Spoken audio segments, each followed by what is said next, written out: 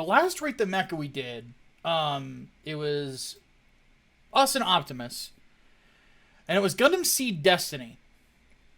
A series I still have not watched because nobody has fulfilled the bounty for it. But today we're going to go over some classics. And then if Optimus wants to join, he's more than welcome to. I let him know that we were doing this today.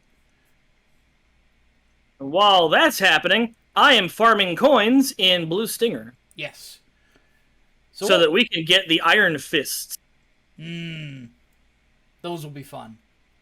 But what we are going to do is we are going to take all of the mobile suits from the 1 Year War. Not the mobile armors, the mobile suits. So we're not rating Big Zam. It's a 10 anyway, because it's Big Zam. You already knew that. So yeah. But we'll be going through all the mobile suits, Federation and Zeong, that were within the original Mobile Suit Gundam series. So yeah, no MSVs. We'll be here all fucking day. Yeah, oh god, no kidding. Like, I have a copy of the printed book for the MSVs, for the original Gundam, and there's so much shit in there. Oh, yeah. And you could play as, like, all of them in GBO. It's hilarious.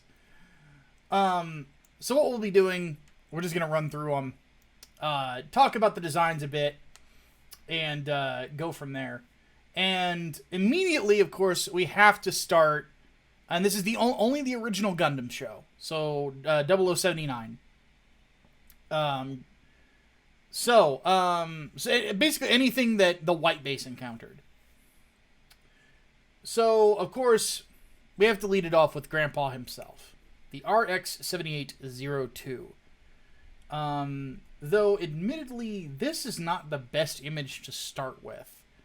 Because this is... share screen, please. Oh, let's see if it'll work. Unless you called me on the wrong computer again. Well, I have to do it through my laptop because I run everything through my capture card. So let me see if this will work and not create a terrible lag. Ugh. Fingers crossed. So there we go. Doesn't seem to be, so that's good. So, anywho, we got Grandpa here. This is not the best shot of this mobile suit. Oh no. So let me let's scroll down a bit.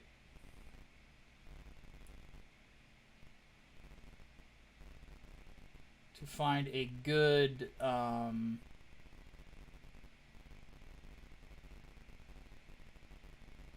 shot of it. There's a lot of good art here. This illustration by Okawara I think is pretty good of the Gundam launcher. Oh yeah.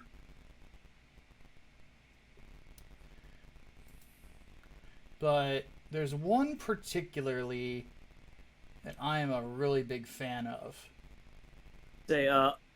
For his sketches, Okawara would do that thing where he uses like the same pose often. Yeah. But when he got to paint, oh man, it was always spectacular. Kind of like the paintings he does for Votoms. Yeah. So here's a much better shot of the RX-78-2.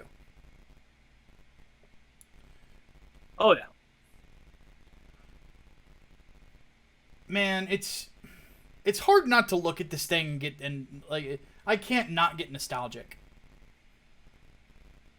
This is, in a way, the robot that kicked off the real robot franchise, the real robot subgenre of mecha.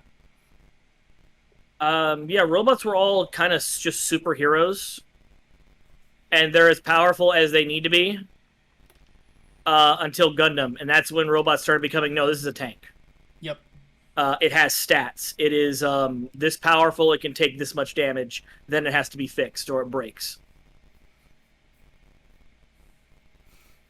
You had a lot more stakes as well with just every single episode. But hot damn, like there's some things about the Gundam in general. For those who don't know, these are not the colors that that Tomino originally planned. Tomino originally wanted those blues to be black. And then he was a firm believer that a weapon would be colored like a weapon, not like a toy. Yeah.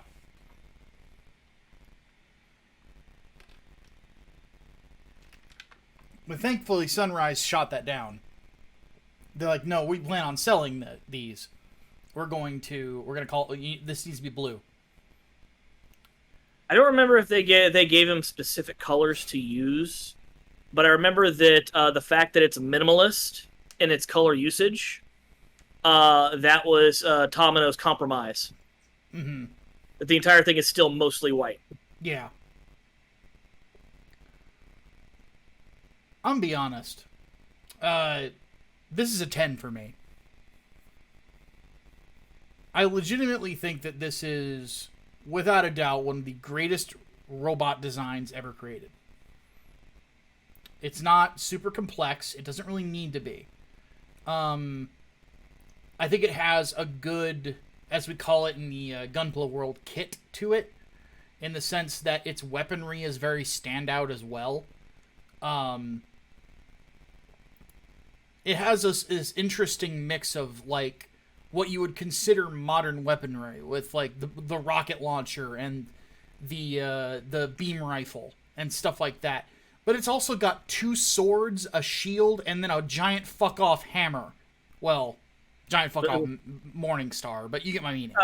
It's also got the less popular beam trident. Oh, yes, when it links the 2 sabers together. Here's another good shot of it. And this, though, in my opinion, right here is what sells it most for me. Is the head and face design. They obviously based it off of a samurai. But there's also some Roman legionnaire in there as well. Yeah.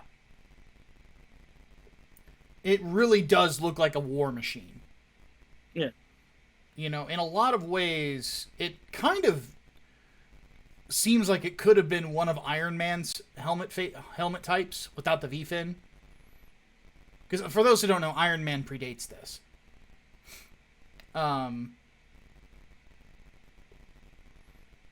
It's just superhero enough that at the time to appease sort of the people that would have been into giant robot shows. But it's enough of a war machine to fit the story that it takes place in. It really is just a beautiful balance of the two. Thankfully, this is the version we got, and not the one that Tomino used to actually get the sponsors. Freedom Fighter Gunboy. Yes. Now remember, once you have the sponsor's money, you don't give it back. Yes. Here's a good illustration of Amuro's first kill. Now, this was a big deal for Amuro because he hit the reactor, which he did not intend to do, and he was just trying to get him to stop. And he blew a giant hole in his colony that killed a lot of people. Yeah. And caused his dad to have irreparable brain damage because while he survived, he was in a low oxygen environment for a long time, and that does funny shit to your brain. Yep. But it also established that Amuro was a natural pilot. Like, some of the stuff that he did was just... he was just so good. I mean, there's that one... Ooh, here's a really good Okawara sketch of the Gundam. We'll leave this one up here. What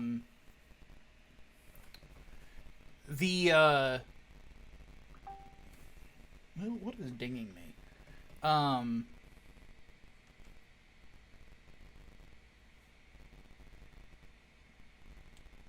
Let me turn off the sounds on my phone. Sorry about that, guys.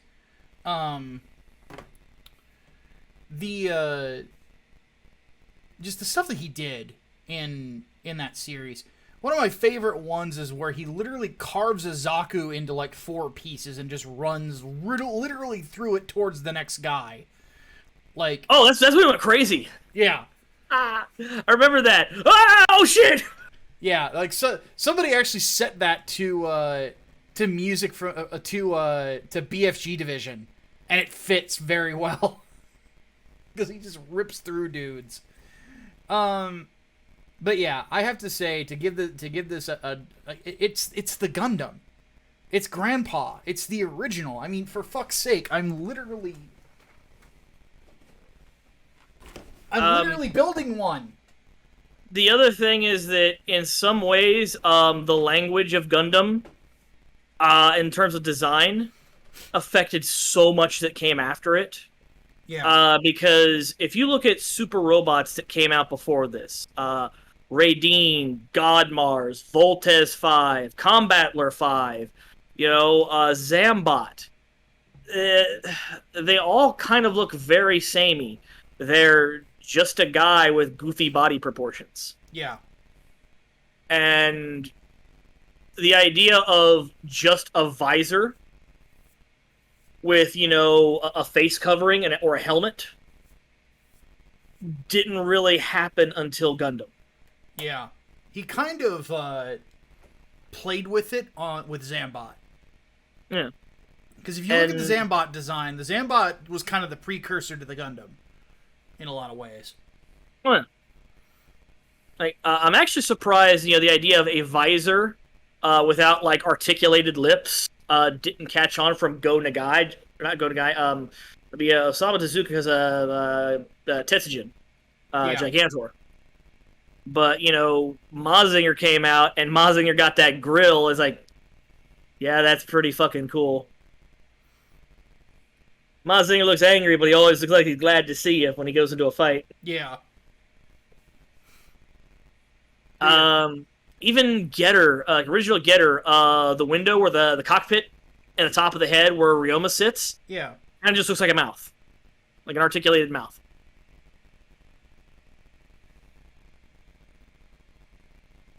So, I've already given my number rating. This is a 10 out of 10 for me. What do you give this bad boy? I will admit I'm biased, but I'm going to give it a 10 as well, just because it's too important. In terms of, mecha design and how much it did for the genre. But also how hard it fucked with everyone else that came after that, like Shoji Kawamori. Mm-hmm. When they were working on Macross, I just learned this recently. In order to make sure the VF-1 stood out from the Gundam, even though the VF-1 was designed, okay, here's a Tomcat, and now we're going to have a Tomcat turns into a robot. Yeah. They've actually made it smaller than the actual Tomcat, so it'll turn into a smaller robot. Huh. Every other Valkyrie model that came out after that is bigger. And it's like, even the VF-0 prototype for Macross Zero, which was made in the 2000s, that's bigger than the VF-1. Huh.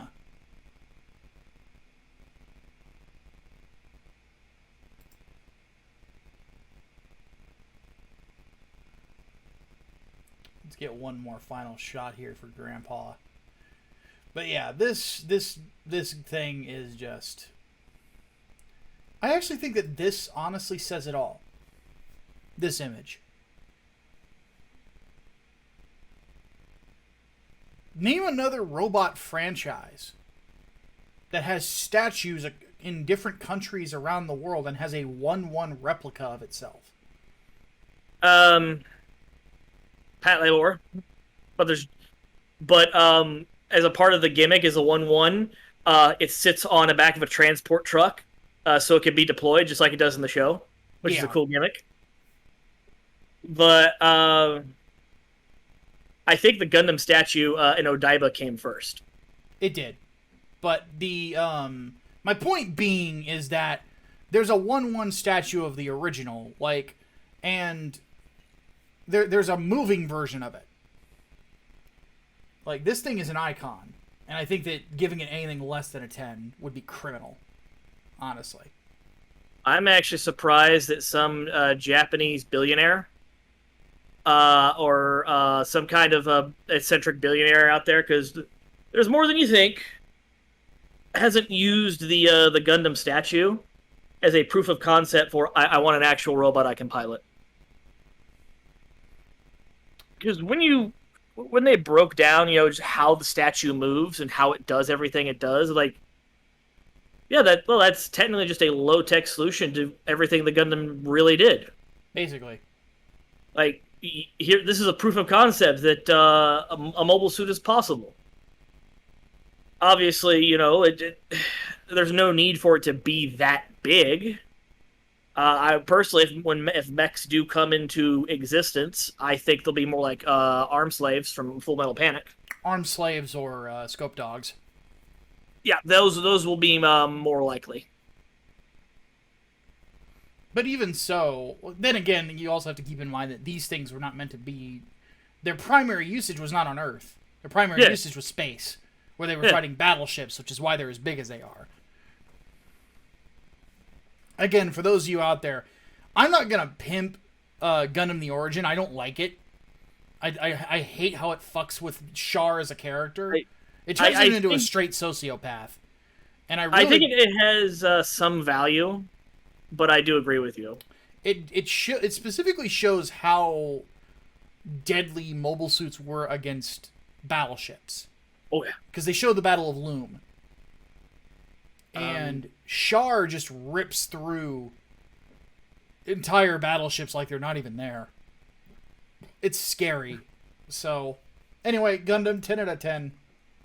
10 out of 10. Yep. Let's move on to the next one. Which is, the gun tank.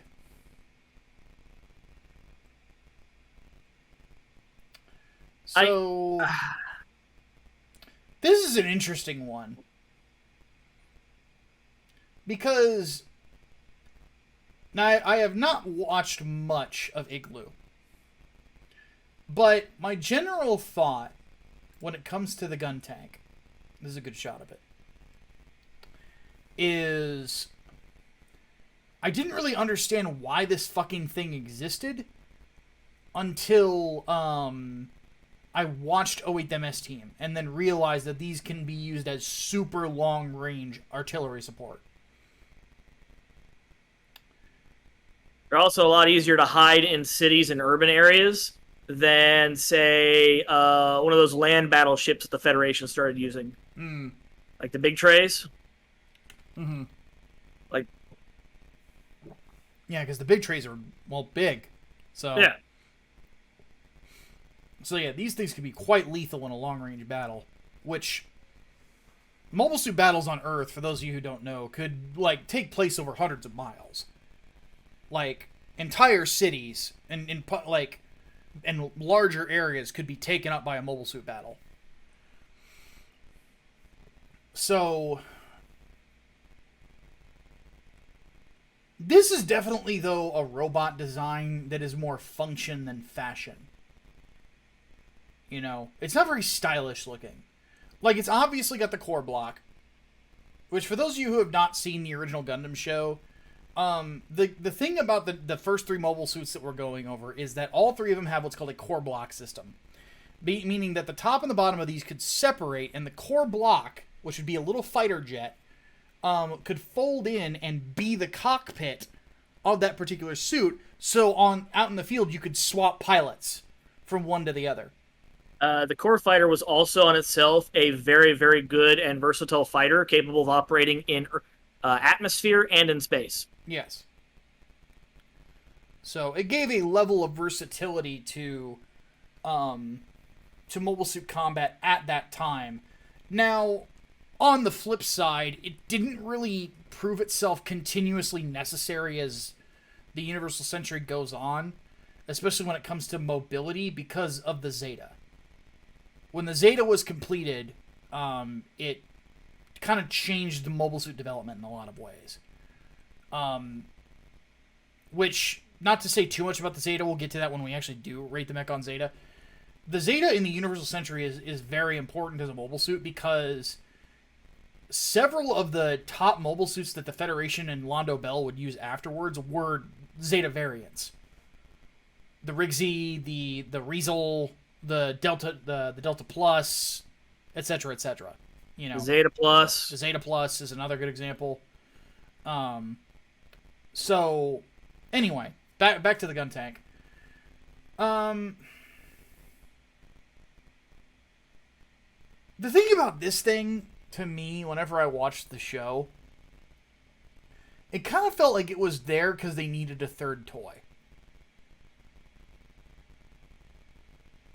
You know? Or am I alone in that thought? No, you're probably right. Because you need a couple of heroes, and then you need some bad guys for them to fight.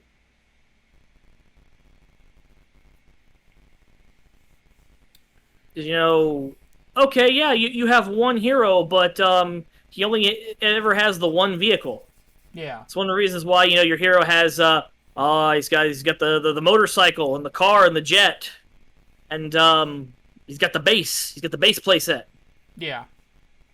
Well, if Amuro only ever sits in the Gundam, you can't sell anything for him to ride in other than the Gundam, so you need somebody else with other stuff. Yeah. And the thing about how we rate things on this is that we rate them purely on aesthetics. So, it looks like what it is. It's an artillery suit. The thing is,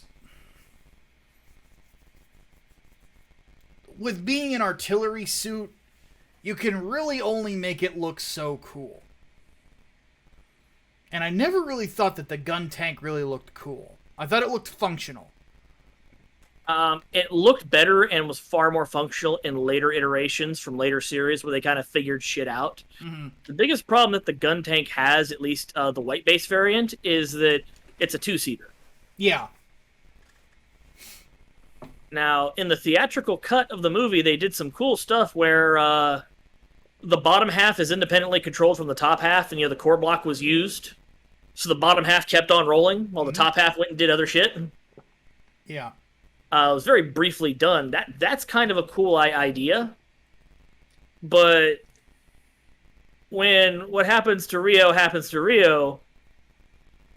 they just turned it into a one-seater. Yeah. I honestly kind of felt like the gun. Have you seen the gun tank 2? I have not. I don't believe so. All right, give me 1 second. Is this a MSV? I think it is. No, it shows up in Zeta. But when I think of, like, the gun tank, this, in my opinion, fits what I think a little bit more. Oh, God, yes. That's a fucking weapon of war. Yeah. So, I kind of felt like this was a bit more fitting than this. To be honest, that looks the gun tank 2 looks a lot like the fucking Liberty 1. Yeah. The robot that the Megabots guys made. Yeah. So, needless to say, I kind of have to give this like a 6. Like, it's not as cool as it could be. I would agree with that. There's just they definitely made the right choice in the theatrical cut by getting rid of it in the second half and swapping it out for another gun cannon, because there's no reason to take the gun tank into space. That's fucking stupid. Yeah, I really kind of felt like Hayato at points in, like, the last third of the show, he was pretty much just relegated to being on top of white base and providing more artillery support on what the white base already had.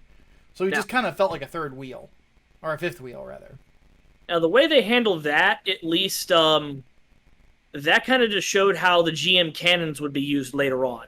Yeah. The RGC-83. Mm-hmm. Where, no, you're rear line support. You stay there and you keep motherfuckers from reaching the ship. Yeah, exactly. Alright, let's move on. So next we have the RX-77, also known as the gun cannon. Now this sucker I like a bit more.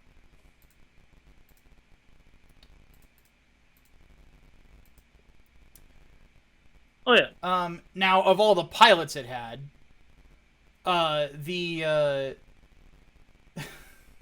it had the biggest coward. Fucking Yeah. Kai.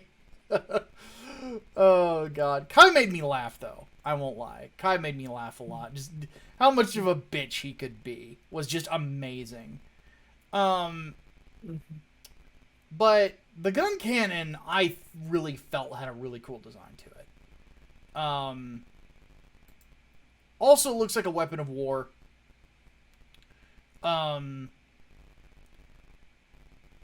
love that there was a point where Kai literally just shoved a dude off of a cliff with it. Oh, Like take that.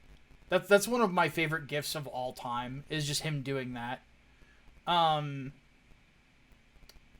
Here's a good shot of it from GBO2.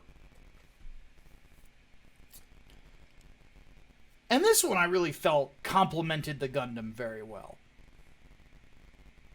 You know, this felt like it was a little bit more specialized, even though it had some similar armament. It had a beam rifle, it has the Vulcan cannons. But it could do something that the Gundam couldn't do, and it could do more long-range support. The way I look at it with all three of White Base's units, I take it as kind of like covering the different ranges, where the Gundam is short to medium range, the gun cannon is medium to long, and then you just have the long-range gun tank. Yeah, exactly. But I think, though, that this one just had a very good complementary design. Oh, yeah. To it, yeah. I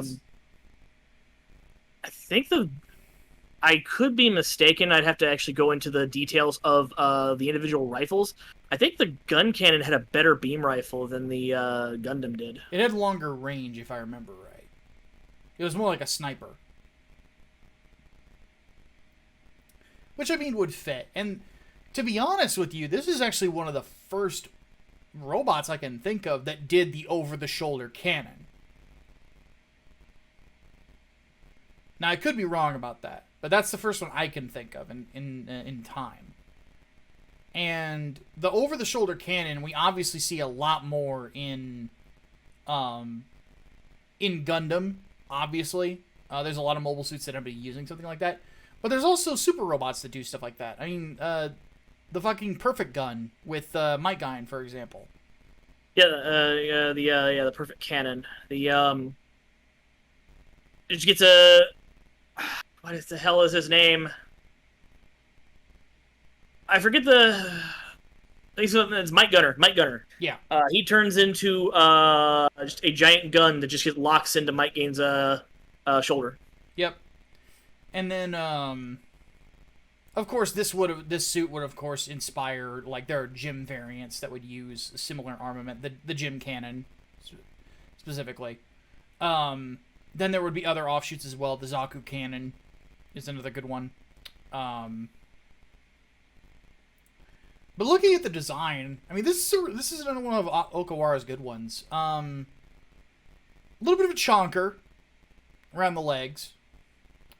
The rounded aesthetic there of the limbs, I personally don't care for. I would actually prefer if those were a little bit more angular. Me too, because he went more angular on the Gundam, and I think it looked a lot sharper. It looked a little bit more, honestly, a little bit more intimidating. Whereas this one uses a lot more rounded designs, just the shoulders, the way the arms are more spherical, or not spherical, but circular. Yeah. And the legs are the same way. The only kind of more angular parts are the thighs here.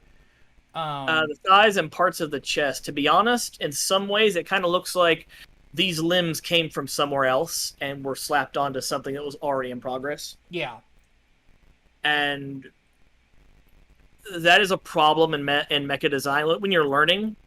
Because I had that problem where I can't draw a whole robot, but I can draw really sick-looking components of a robot. Okay. I'll just draw a bunch of components and we'll put them together at the end. None of these go together.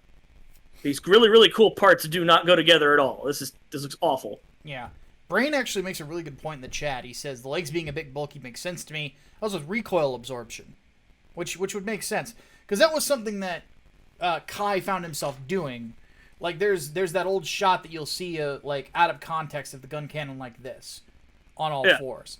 Well, the reason he's doing that is because these cannons are massive. So he can aim a lot better with a little bit less recoil by doing that. So yeah, this being chunky, I don't think it's a problem. It's just it doesn't have as much of an intimidation factor because of the roundness instead of the use of angles.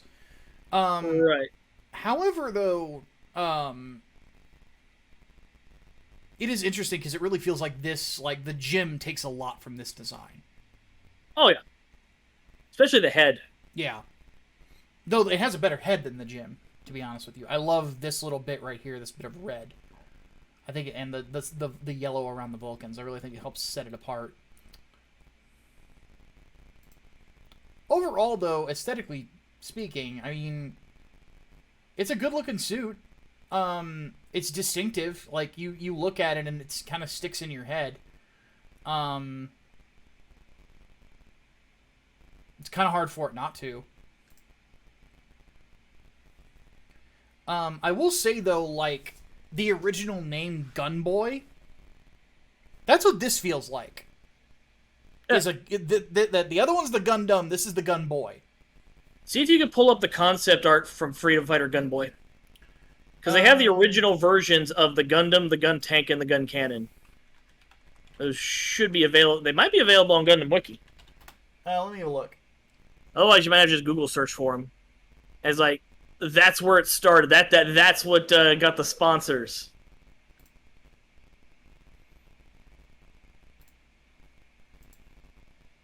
Now, found him.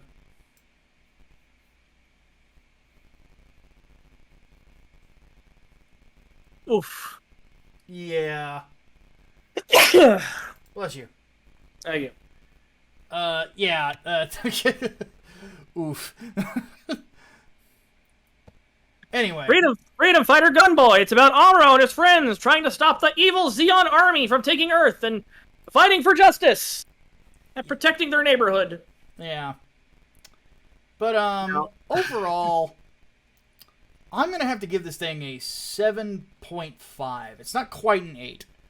I feel like if they had done something to make it a little bit more intimidating, it would probably hit that 8 mark. It looks a little super robotish, but overall it's still a good design. It's not a great design, you know. Yeah, I would give it a 7. The fact that it's got two different shape aesthetics going on really bothers me because it's distracting. There's not as much breaking up of the color either. That's true too. And it looks like parts of it came from the same design line as the Gundam, whereas the Gundam and the gun tank kind of like, well, yeah, if you just put legs on the gun tank, it might turn into the Gundam. Well, it's like, no, these two things clearly came from the same, designer. Yeah. This kind of feels like, leftovers. Like, this is the fucking platypus of Gundam. Kind of, yeah. It kind of has that feel, doesn't it? Does the gun cannon lay eggs and is highly venomous? Oh, God. Well, its pilot sure is. Alright, let's move on. The ball. I know why they did it. It was a bad call, Ripley. It was a bad call. Bad call? Those people are dead, Burke! I know! That's why I said it's a bad call! These things are so silly. You know what's really bad, though? I was playing GBO 2, and in some maps you can actually, if you get out of your mobile suit, there are balls just laying around. Oh, it's like the T7, the T62. I love those things. Well, I got into the ball, and I actually shot down somebody who had a damaged double Zeta. He was probably very angry because he just sees this ball floating around. He's like, "God damn it!" Well, killing someone with the T62 and the ball is like winning a fucking tournament with Dan. All right, pretty much. Which is kind of what makes Shiro Amada a very, very impressive pilot. Oh yeah, because he dropped an experimental Zaku 1, I think it was, with a ball. I thought it was a 2, but they might have just been using the 1 as a test bed for some new engines. Might be the case. Either way, it's fucking impressive, because these things were just cobbled together from what the Federation could get their hands on. They needed something fast that had a gun. That was basically it. And that's how the ball was created. It's basically a little bit of Russian war doctrine, which is numbers. It doesn't matter how good it is, you just need numbers. Yeah, exactly. The idea being that Russian doctrine for the longest time, like Soviet doctrine, was if the Americans build a tank that can kill 10 of our tanks before we kill it, we'll just send 20 tanks. Yeah. Which is exactly what they do in the Battle of Solomon. Yeah. Because for those of you who have never seen the series, like, this is a Salamis type cruiser in front of us, so it's a battleship. And at the Battle of Solomon, and at the battle, I think this shot's from the Battle of Abaku, they just pour out of these cruisers. Like there's like dozens upon dozens of them, and they just have numbers. And you think about it, if you've got a frontline unit of GIMs charging the front, and they're getting support fire from those cannons at range, and there's a lot of them, you could tear through some Zakus. That's the theory. You know. Now, yeah, that wasn't quite what happened. A lot of pilots got killed in these things. These things were coffins. That's what they were called. They were called, the flying coffin. Yeah. That's why, what's her name from fucking Thunderbolt? Yeah. Her being a ball pilot was a big deal.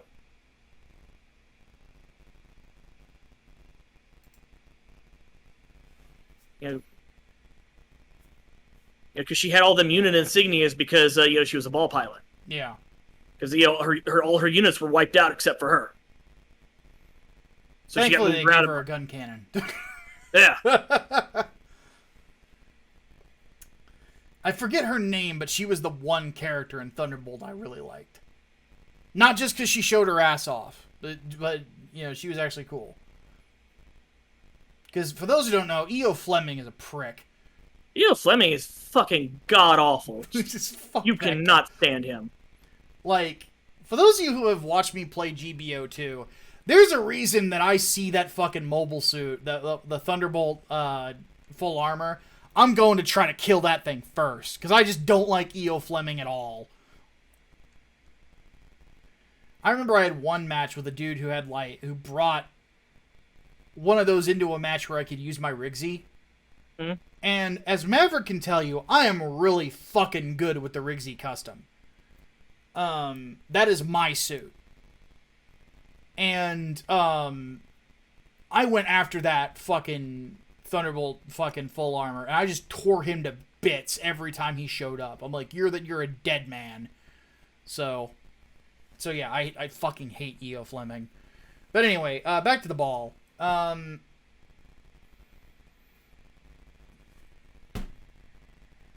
It's exactly what it is. It's a ball with arms and a gun. Can you really ask anything more of it? It's exactly what it's supposed to be. I got the Iron Fists. Nice. They're diesel powered. What? They make smoke. And yeah, they got fucking it's fucking pile bunker shit, man. Oh, He's sitting there punching, and it gives him a fucking Shoryuken uppercut. oh Lord. Okay, the next Blue Stinger stream is gonna be awesome. Oh fuck! Okay, Go try it out. as for the ball, here's the thing. Because it is exactly what it says it is, it looks exactly like what it says it is, and all in all, like, it's a design that makes sense. You can only really give it either one of two things. You can give it a 5 out of 10 or a 10 out of 10. So I'm gonna give it a ball out of 10. It is what it is. I there's no number I can really attach to it. It's just it's the ball. Yeah. If that's what you're looking for, that's what you get. Ball out of 10. What you see is what you get. Simple as. Yeah. All right. Now for the gym. Oh, I don't know if you know this though, that the Atlas Gundam Yes. has a ball inside it. It does. Yes, I remember that. So, the gym is an interesting one because they have done so much with its design as the years have gone on to make it look better than it did originally. However, we are going to have to rate it on its original appearance because it wouldn't be fair to the others if we did the opposite of that. Because there's a lot of gym variants out there, and a lot of them look really good. My favorite being the Dominance. Though the Cold District type is pretty cool looking too. The Cold District and the GM Kai, the 79C, which kind of solidified what would be the GM head going forward. Yes.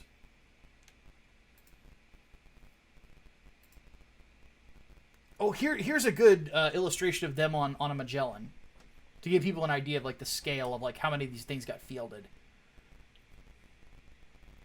And the Federation didn't have carriers. They had a couple carriers. Otherwise, all they had was nothing but battleships that had to double as carriers. Yeah. Here's a good shot of them from the Okay, so this is the original design. It's just the one from 0083. So this gives us a better look at it. The funny thing about these suits is they were actually pretty good. They're the same philosophy as the Gundam, just mass-produced, which is what GM stands for, Gundam Mass Production.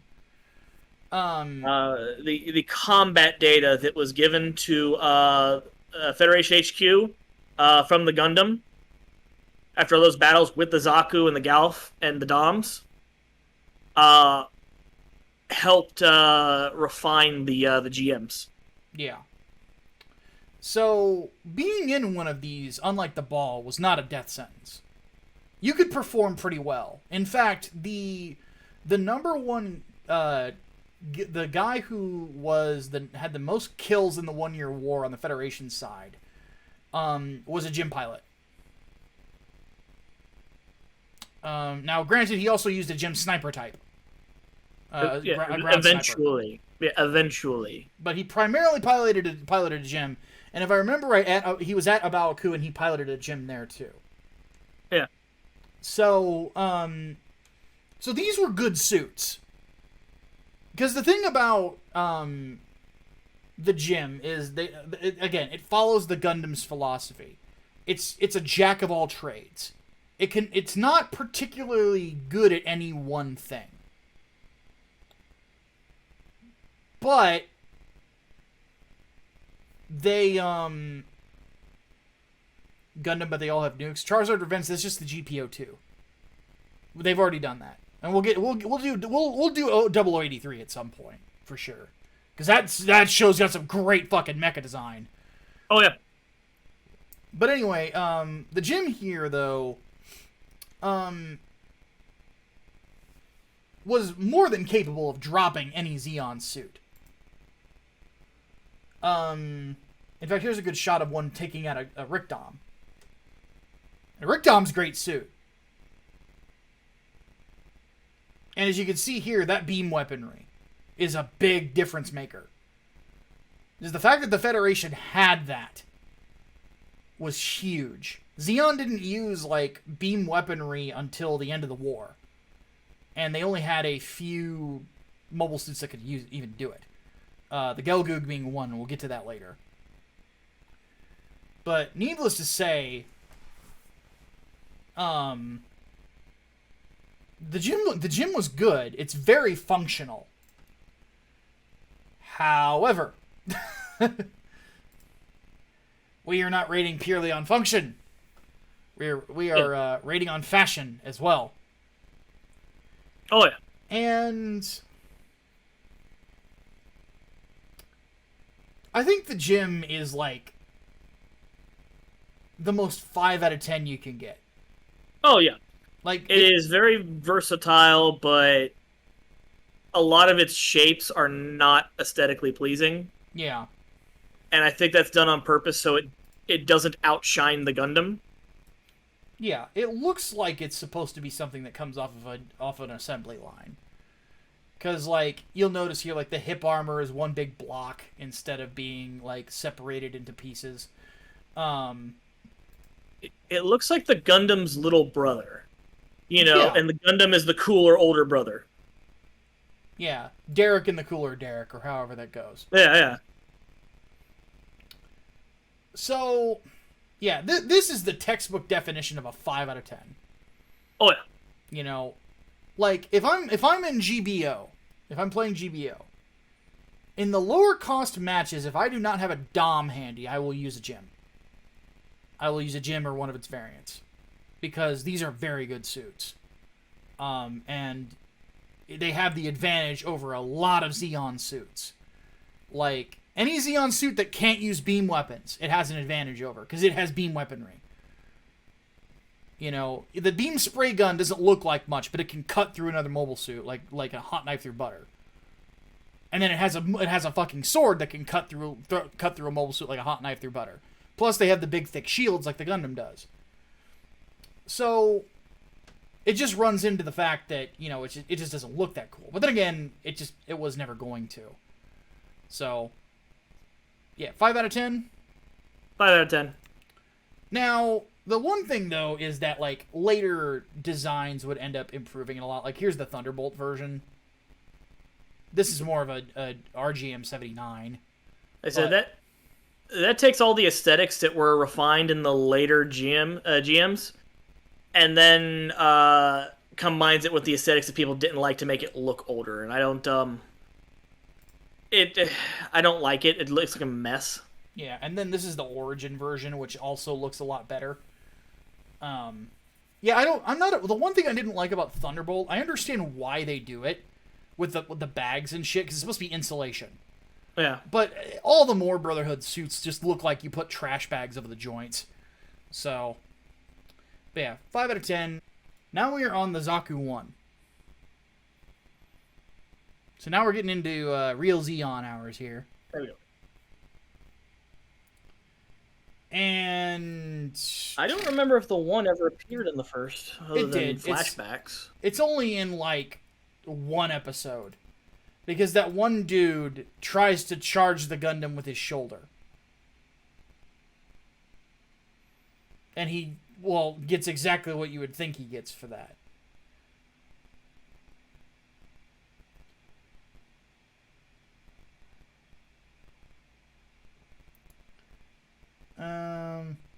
Yeah, because here's the classic charging pose here. Oh, yeah.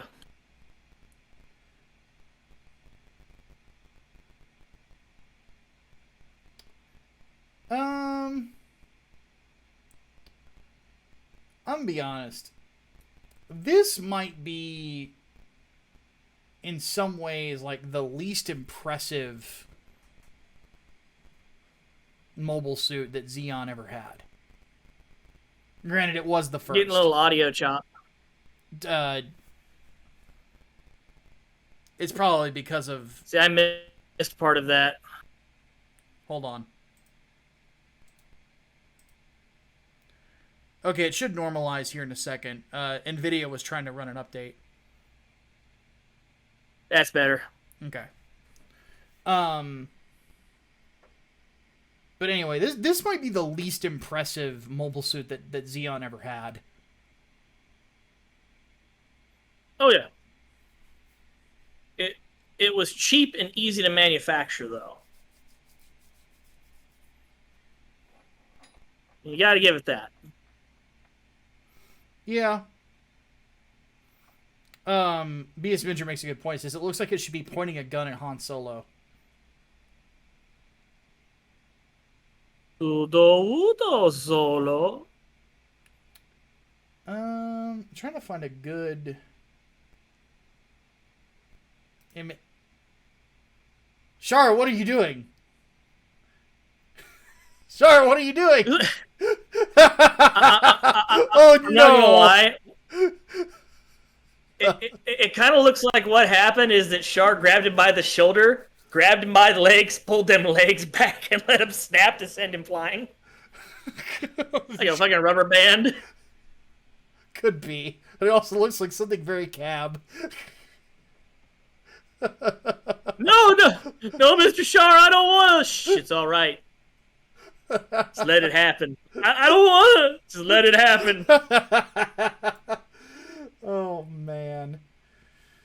Everyone does this, but you can't tell anyone. I don't like this. But here's a shot of the Igloo version. It's a bit of a better shot. I mean, just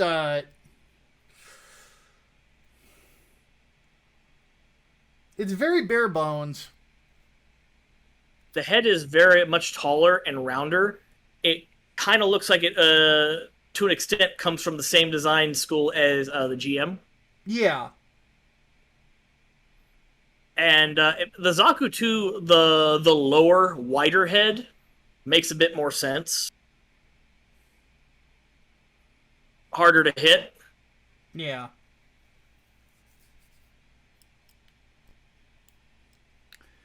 But I don't know. I always felt like this thing was. It's kind of interesting. It just kind of feels half finished. You know, like it was kind of rushed to production. Yeah. So I don't know. I'm gonna give it a 4. Honestly. It's one of those suits that just you look at it and it's just missing something. I'm gonna give it a 5 because I think it shows potential. The same way the GM has showed potential, where you can just strap anything to it and it becomes very, variable based on mission packs. But they didn't do that. Instead, they just made the Zaku 2. Yeah. Which, kind of fills in most of the niches with its standard kit. Yep. Now let's go ahead and move on to that, actually. So here we go. Just about everybody's favorite grunt suit, to be honest, at least from this series, which is so funny to me because most of the time you see these things, they're eating shit, but everybody loves them. I think it's good design. In the way that one thing you do kind of learn is that round edges kind of make the people friendlier towards something. Yeah. That's why a lot of robot mascots tend to have round shapes in their bodies, where villain suits tend to have a lot of angles. Yeah. Yeah, that's like Haro. Haro's a ball. Yeah. But because he's round, you can hug him. Is the kind of the design school there, design thought there. The Zaku is kind of round, and in that way, it's a propaganda tool.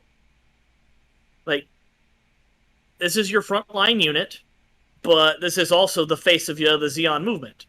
Where there could be flat shapes, it's all been rounded and made ellipticals.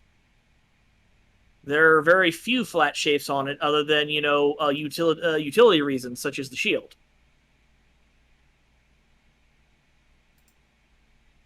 Um, This one's like, paint me one of your French Zakus. yeah.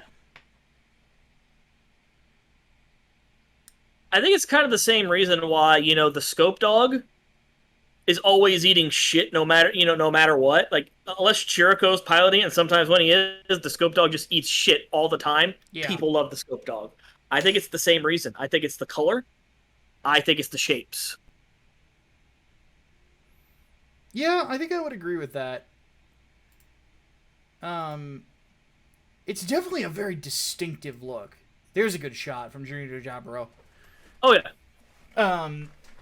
Something about it, just like, yeah, the way that the helmet is shaped, the mono eye, the shoulders are really cool looking. It's one of those types of things where people who argue for asymmetrical design have a point. Yeah. Because the Zaku 2 is asymmetrical.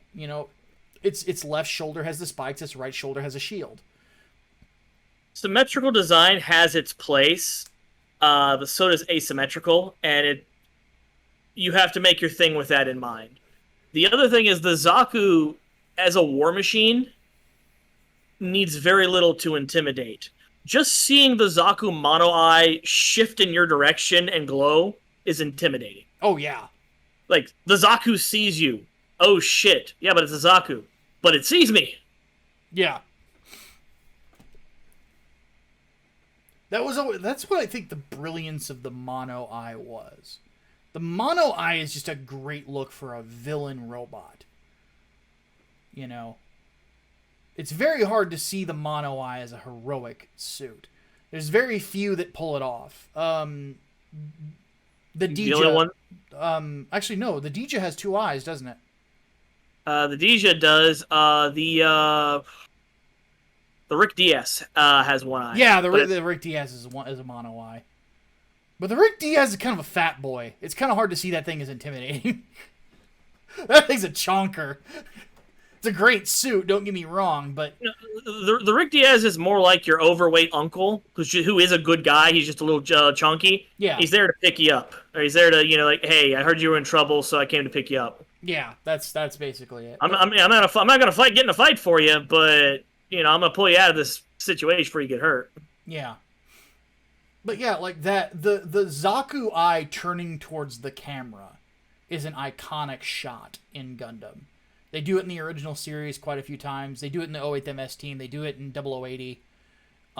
It just has that effect on you. You're just you kind of freeze up. You're like a deer in the headlights. Like, oh shit. Yeah, something's about to happen. Yeah. So, I think the last time we did this and we made the mistake of not recording it, we gave this a 10 out of 10. My score has not changed. My score hasn't changed. Zaku 2 has boundless potential. That's why they made one for every fucking letter of the alphabet. Mm-hmm. And then they made then came the Hyzak, which was basically a Zaku 2.5, and that could use beam weapons if I remember right. Then came the Zaku 3, which was so fucking bamfy. Holy... I love the Zaku 3. When we get to Double Zeta, that's going to be a fun one to talk about. The Zaku 3 has a Psycom in it. Mm-hmm.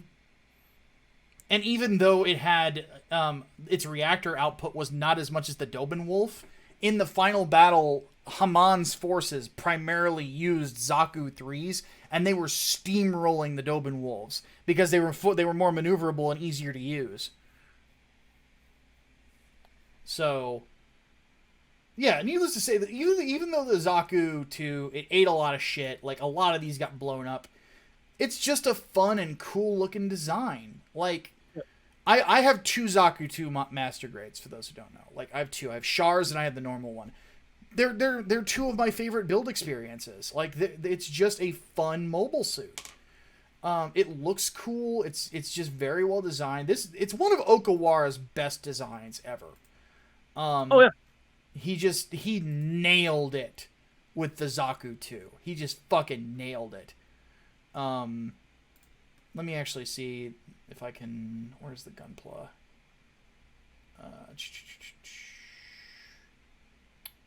They don't have it here, oddly enough. The box art for the 2.0. But that's the one I have. Is I have the two Zaku 2.0s. So, by the way, if you're looking to get into Gunpla and you want to get into Master Grades, the Zaku 2.0 is a really good start. If you can get your hands on one. Yep. All right. Now to something that is Nozaku, boy. Nozaku. The Goof. So this is one of my favorite suits of the series. But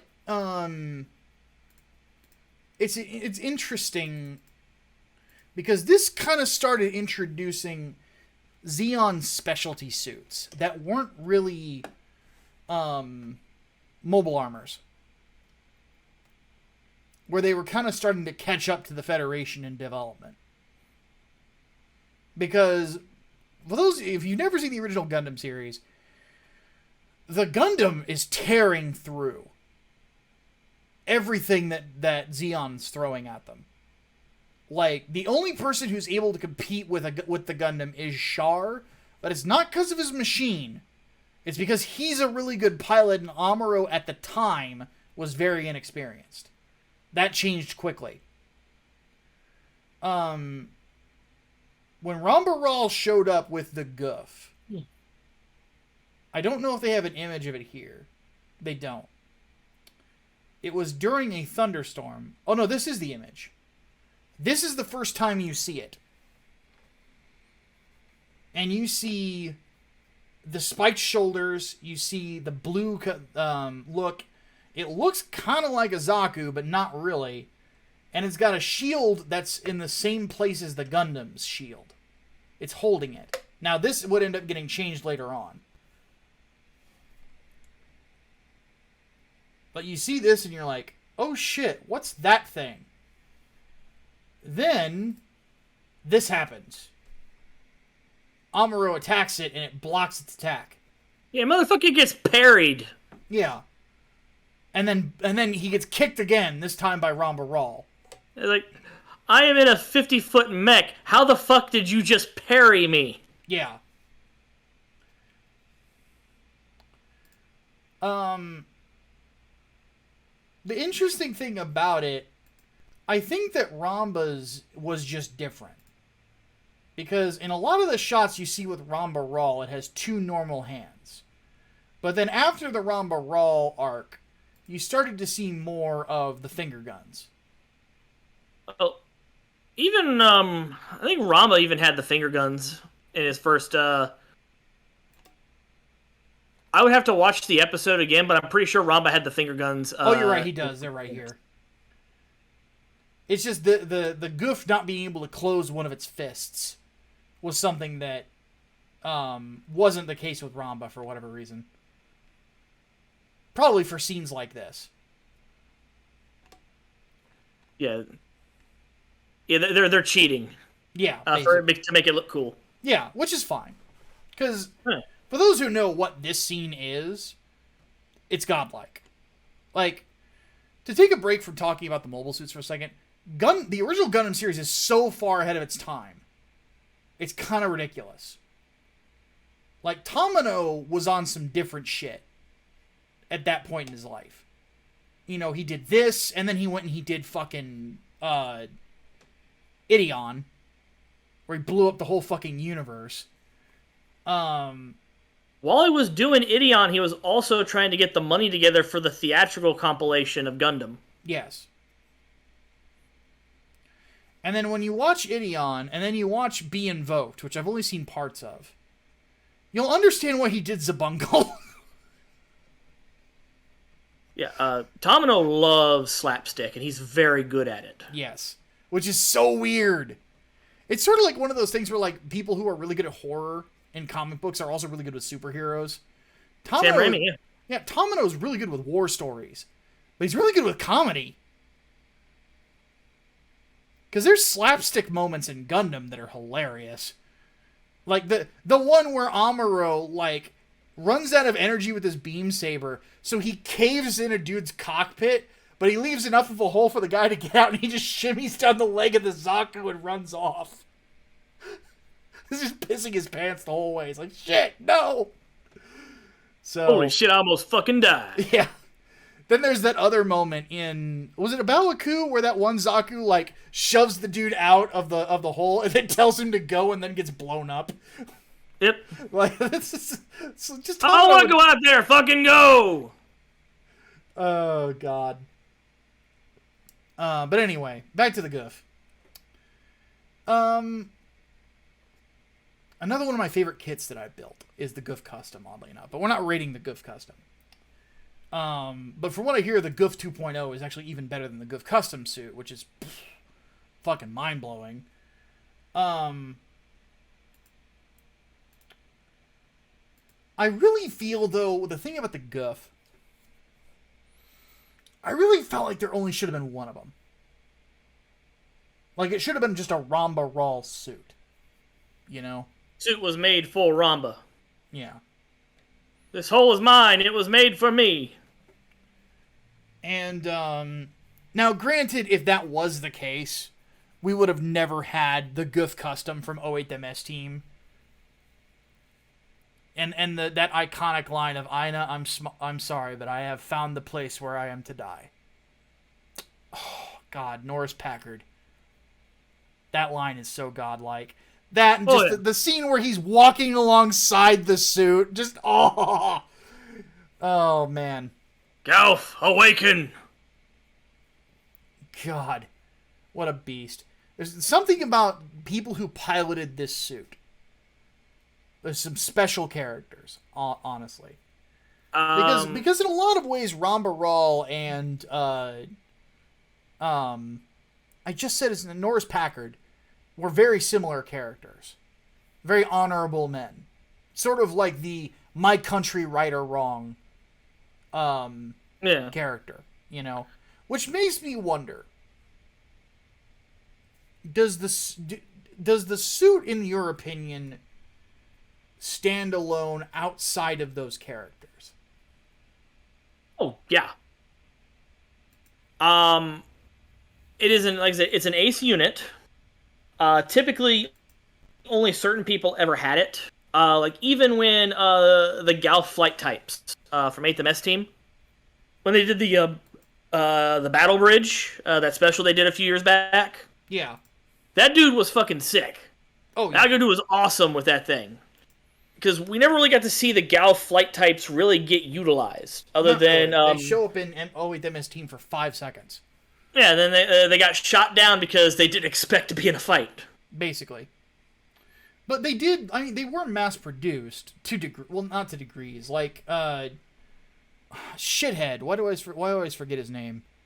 Makuve had a lot of them. Like, the people underneath him had ghosts. Like they were, the issue with Makuve, and this probably diminishes the legacy of the Galf, is that Makuve was not a military leader. He was not a military strategist. He was just a jackass. I didn't want to call him a politician. bureaucrat. Yeah. I mean... Well, then he was, what's her tits' lapdog? Cassilia. Cassilia. He would do what Cassilia told him to do. But only, as long as it didn't interfere with, what he was doing. Because remember, she said give these Doms to go Ramba. Yeah, which would have saved Ramba Ral's life. Well, maybe. Kakarot seems to believe that not only would Ramba have won the battle against the Gundam, they would have captured White Base with the Doms, because Ramba was that good. Maybe. Because here the thing is, the Black Tri-Stars were also that good. But Amuro is just that good himself. So I don't know. It's a big what-if scenario. Everybody's allowed their opinion on it. I think the difference between Ramba is the Ramba had fought the Gundam several times. Ramba knew what he was getting into. That's a good point. Whereas the Black Tri-Star just kind of showed up, and all they heard was whatever information Makuve gave them, which Makuve wasn't really keen on giving everybody everything they needed when they needed it, and they relied on their teamwork and that the whole element of surprise. Yeah. Hell, had Matilda not been there, the Black Tri-Star would have won. Yeah, that's right. They would have. But anywho, yeah, I think that is kind of the one thing that diminishes these things. Is like, if these had just been an ace unit, that they felt like just a just a kind of an altered Zaku that's specifically meant for certain commanders. And not to mention its close range specialization. Its default kit, aside from the finger guns, like the heat rod, the fucking sword, like it's really fucking cool. Because at the time that this is happening, where Amuro is fighting the Gal for the first time, the early prototype GMs have already rolled out into Asia. Yeah. Well, and you know, and they're not doing that great. Yeah, and that's what they were starting to use in 08 the MS Team, because that 08 the MS Team starts around the time after it's right after Garma's funeral. Garma dies, yeah, because the funeral speech is in episode 1. So around this time, like just this, I think this picture kind of sums it up. The Goof Galf, however you pronounce it, looks less special now. It's just a dude with the rocket launcher. Just another guy for Amuro to blow up, which Amuro did at the Battle of Odessa. Amuro destroyed a lot of these fucking suits. Yeah. Granted, he took on a good chunk of Odessa's like forces single-handedly. Now that was when Amuro was getting very scary. Now, I think one of the reasons why the Galf came about, especially for the close combat, is like the speed and the armor. Up until the Federation rolled out its limited Gundam prototypes, and which were modified over to the RX-79 and the RGM-79G prototypes. Most of what their kills were done with mobile suit hunter teams. Mm-hmm. Of infantry, the T-62s, lots of T-62s, and core fighters. Right. The Federation still held air superiority, and the DOP was never really a match for the core fighters. No, it really wasn't. It was one of the few things that let them hold as much area as they were able to. So, the Galf flight type, like...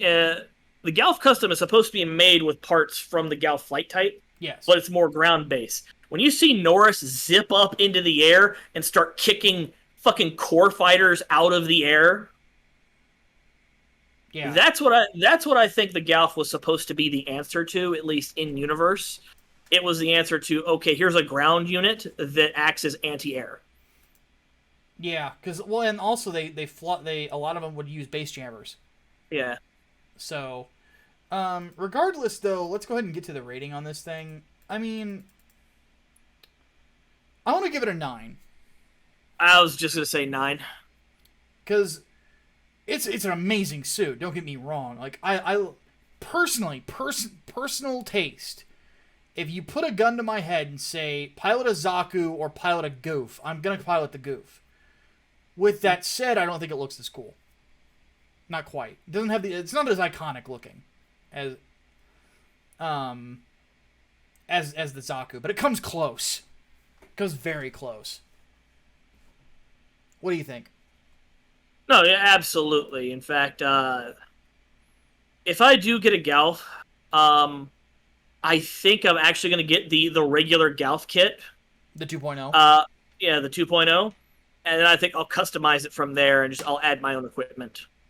Yeah, it's not a bad idea. I think the Galf Custom has better arms and legs. It does. I think I would much rather just start with the base unit and make my own arms and legs. Because it's not that hard. The thing about the Galf Custom is it has hands. Oh, yeah. Like it can open and close both hands. And the finger guns on it are just another gun that just slaps onto the wrist underneath the shield. Yeah. But either also way, made it easier to reload because it's a top-loaded magazine. Yeah, that's true too. But I will say though, when it comes to master grade box art, 10 out of 10. Oh hell yeah! Like the Gauss is really fucking good because this is a low shot of when you first see it in the show. So that was a really good choice. All right, let's move on. And let's do jet stream attack. Hey, I ain't no gosh darn springboard. Oh, the Dom. And by extension, the Rick Dom. So we're going to consider this kind of for both. Because the Rick Dom is just the space version. Yeah. We first see these things, and Amuro kind of tears through them. Poor Mash. He had a very bad day. But at the same time, still a pretty fucking cool mobile suit. Oh. They have the mono eye, just like the Zaku does. But their palette is weird. Well, not weird, just very different. The eye shape, the cross shape. Yeah. I don't know why. Like, there's no performance reason why it's that way. I think it's literally just we need a different head shape. Oh, these are too samey. Yeah. I just think that when it comes to the Dom, ooh, that's a really good shot. Okawara really had a great understanding of color theory. He really did. And this is a really good example of that. The other thing is he's very much less is more. Yeah. But also I think at the time, for the plastic model kits that they were selling, they couldn't do plastic where you have multiple parts of multiple colors. Yeah. Everything was all kind of one color. Which worked fine for the Zakus, but it meant the Gundams had to be painted. Basically. Or you had to have a shit ton of stickers. Yeah. But this was one where there's something very striking about it. The big beefy, the fact that it is as big as it is, it's very buff looking. Like the overall build of it almost has a musculature to it. This is a really good idea of that. It has traps. It has big broad shoulders. It has big broad hips and legs. The fact that its primary weapon is a bazooka. The way they move even is a really cool idea. The fact that they hover instead of running. Just the idea of these big honking mobile suits with bazookas just charging at you as fast as they do, like, it's intimidating. Yeah, they kind of skate and glide across the ground. Yeah. And for those of you who have played GBO2, when you fight a Dom or a Dom type, I use these a lot. I'm very good with them. The hitting them is hard because of how differently they move. Like you're literally skating on the ground, and you can kind of glide from side to side to side to side, and it makes you very hard to hit. And before the enemy knows it, you're on them. So as a concept, it was just really, really well done. And yeah, the cross shape around the mono eye, the use of red, I think actually kind of gives, because we talked about how the mono eye gives a sense of danger anytime it looks at you. Well, we tend to, like, as human beings, we perceive red as danger or as a warning. So the fact that they use red there emphasizes the eye even more. So, like, you're not wrong. Like they had to be minimalistic with color choice, but this was a really fucking good pick.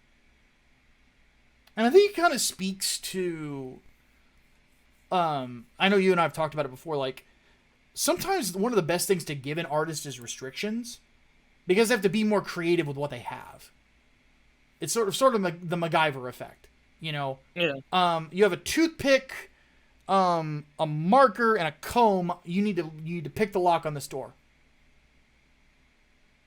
You have to be creative, you know? You get purple, black, gray, and red. Give me something. There you go. Oh my god, I found out what the t-shirts do.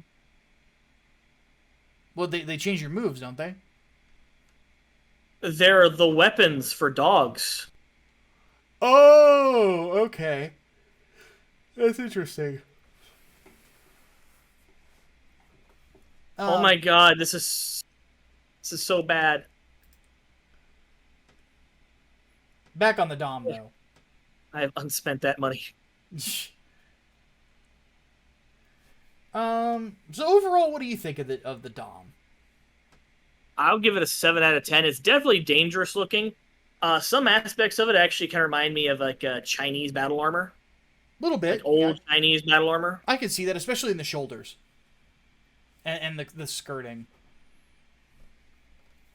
Functionally, I'm a little weirded by the method by which nuclear pulse thrusters are what keep it floating or hovering. According to in-universe mechanics. I'm like, what? Yeah, but it looks cool. No, it does look cool, and it's like, this was our best attempt to do this, but still, it's... I don't know. I'll let it pass. Rule of cool, in my opinion. I'm going to give the Dom an 8 out of 10. I really like the design of this. I love the color palette on it. I love the weaponry. I always thought that the thinner beam sword, well, it's really just a heat rod, but the fact that it looked like a lightsaber, basically, was a really cool design idea. The sort of chunky, bulky, almost muscular looking, because it has a musculature. It's got, like I said, it's got big shoulders, it's got traps, it's got a chest here, an abdominal area, just the armoring on it. I just think it's a very intimidating looking suit. I think the one thing that keeps it from being as cool as the Goof or the Zaku is it's not as intimidating looking. It's a little too round, in a sense, for it to be dangerous looking. So. You would need to put more stuff on it, which I think the Gelf has that going for it, where it has a lot of shit like kind of slapped onto it. Yes. And that definitely creates some intimidation factor. This is too smooth and stripped down, too basic. Like it doesn't need more than it has functionally, but aesthetically it is not threatening. Yeah, it doesn't have that when you first look at it like, oh shit. This could have just as easily been a Federation suit. Yeah. In its design philosophy. They fixed that in later iterations. I think the Rick Dom looks a little better. The Dom Tropin definitely looks a lot better. Yeah, the Dom Tropin I think is kind of perfects the design in a lot of ways. Have a good night, Beastminger. Let's move on though. So that's the Dom and the Rick Dom. Now we're starting to get to the aquatic suits.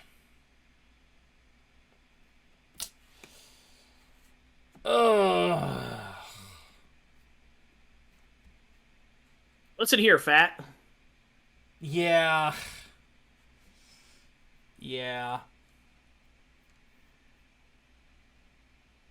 Sir, we finally managed to put a beam weapon on a mobile suit. Excellent. What kind of mobile suit are you going to put it on? The underwater one. Son, are you retarded?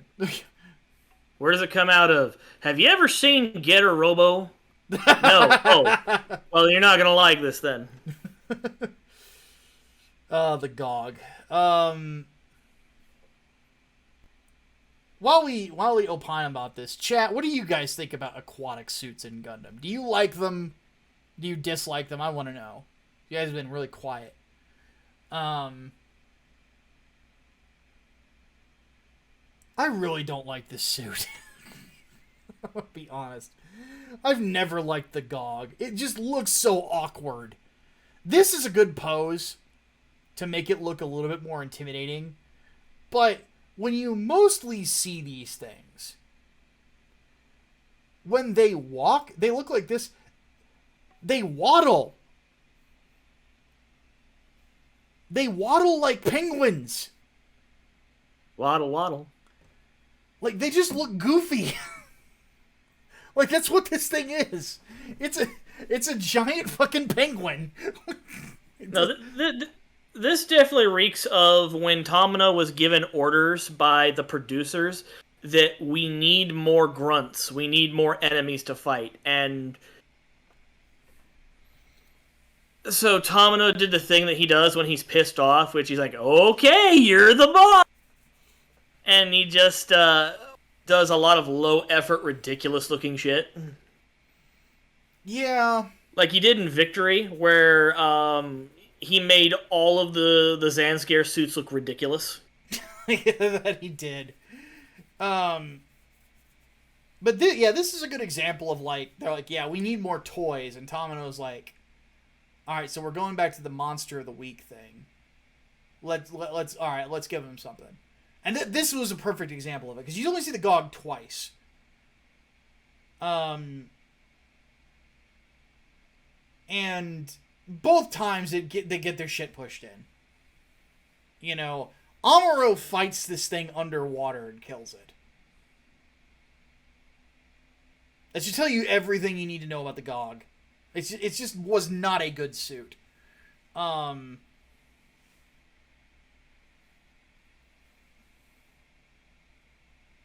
I may have accidentally broken Blue Stinger, in that I have a crapload of money left over. I actually found out you can only hold 9 mags worth of weapons. Oh, okay. I have a craploads of healing items to where I'm not going to be hurting for healing for a long time. Well, at least the rest of the playthrough won't be so bad. Oh yeah, and the fucking Iron Fists are clearly overpowered, but I don't care because that fucking uppercut is tasty. Nah. All right, back to the GOG. Yeah. I want to get right to the ratings on this one because I kind of don't like looking at it. It's a 4. You're more generous than me. I say 3 out of 10.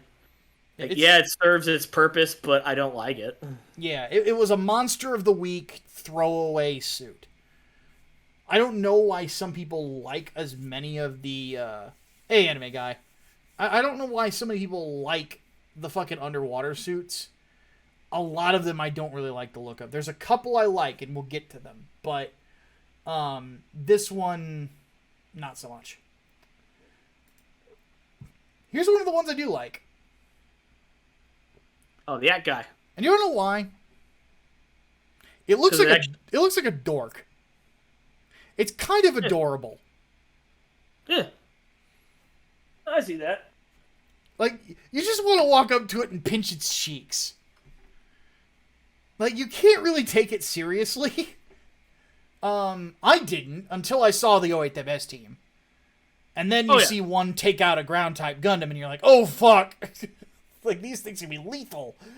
But you don't see the Act guy that much. But there's a reason that they turned it into into a bear, and the bear's guy.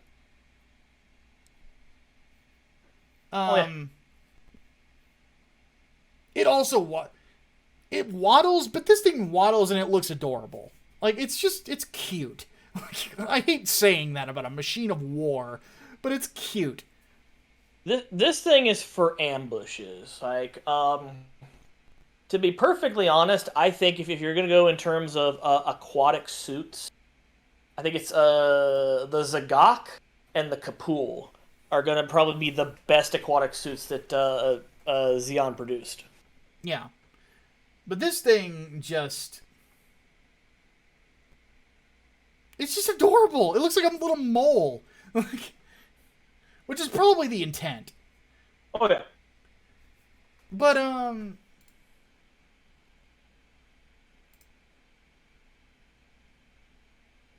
there's something... Yeah, but... you know what I think it is? That kind of gives it that sort of, like, little teddy bear impression? It's the color palette. Oh, yeah. The choice of browns. It looks like a teddy bear. Here it kind of looks like he's got a little construction hat on. It really does, doesn't it? So because he's adorable, I kind of gotta give him like a 6.5 out of 10. I'll give him an 8. He's a cute little thing. You know, now I'm starting to think I'm about to give him a 7 because like it's just a cute little guy. Like it's, and you know what? He actually looks a little sleeker. He looks like he could be more effective in a fight. you know, than the GOG, which is just this big chonker, you know. I But don't know why the Xeon thought there was going to be more naval battles than there were, because they poured a lot of resources into their navy and their submarines. yeah, they did. So yeah, we'll leave that with our little guy friend. Now, The Zoc. oh my God, this stupid. This is the other thing I hate about the Xeon Aquatics is they all have very similar names. They're all very stupid, and it's easy to get confused of the correct name. Especially if you know all of them. This was easily the dumbest. Did we get to the High GOG yet? The High GOG is not in the original Gundam series. The High GOG does not show up until 0080. This thing was another Monster of the Week suit. Like, it's there to sell a toy. It's not really there to be effective in the show. You know, I have a feeling that if Tomino didn't have to make this, he wouldn't have. Yeah, this is Tomino going, hey, fuck you, you said you wanted more. Yeah, because as an aquatic suit, this does not look effective. I don't know where this thing would be effective, aside from just being a big fucking target. Which is ironically what it was. Yeah, it showed up and got murked in Jaburo. I don't remember if it was in the TV series or if it was just a theatrical cut, but I remember seeing it getting killed in the theatrical cut. Oh yeah, it gets... Amuro destroys it. He fires one shot to the cockpit and it's dead. I'll be right back. Alright. We will wait for Xavier to come back before we continue. But yeah, for those of you who are in the chat might have just shown up, we are only rating the mecha from the original Mobile Suit Gundam. We don't have a lot left either. We've got 1, 2, 3, 4, 5. 5 left to go. And we'll probably call the stream after that. I've been really wanting to do Rate the Mecha for a while, because I really love doing this shit. I'm such a big mecha fan, especially of Gundam. So, and the great thing about Gundam in general is just the simple fact that it's got so many fucking machines that you can do a rating sort of show with. And yeah, it's some good stuff. Not there's more positive content. I'm trying to do more of that. So yeah. Yeah, Mac. All right. So what are we rating the Zoc? The sock. 0 out of 10. I'm gonna give it a 1. Like, this thing fucking sucks. Like, it showed up once, it died, and it's barely been seen since. I don't even think this thing has much gunpla. Yeah, it's got a 1/144th scale. It's got a high grade. I can't believe people accuse you of being mean. You know, you're such a fucking generous teddy bear sometimes. Yeah. Look at it, he's doing his best. I'm not going to give him a 0-1. I'm giving him a 1. Keep going, little guy. That's you. He made an effort. He killed a couple of gyms, and then he just got fucking owned. Because that's what the Zoc did.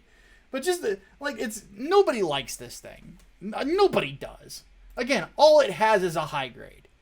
A lot of the other suits we have looked at have master grades. A lot of them. So the fact that it doesn't kind of speaks to how low people think of the Zoc. It's just a stumpy little goofball. I mean, look at this. Look at this frame. Yeah. Now, a master builder might be able to take that thing and go, here's everything it's supposed to do. I'm going to keep relatively the same shape, and I'm going to make it do all of that better and completely redesign it almost from scratch. Well, here's the thing. The High GOG in 0080 does everything that this thing does and better, and looks a lot better. But, like, this panel right here, this animation frame, that could be from SD Gundam, and I would be completely convinced if I hadn't already watched the show. So.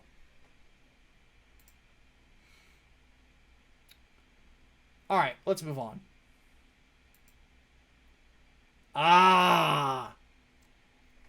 This is an aquatic suit. And this is the Zagok. I love the Zagok. This is... Char.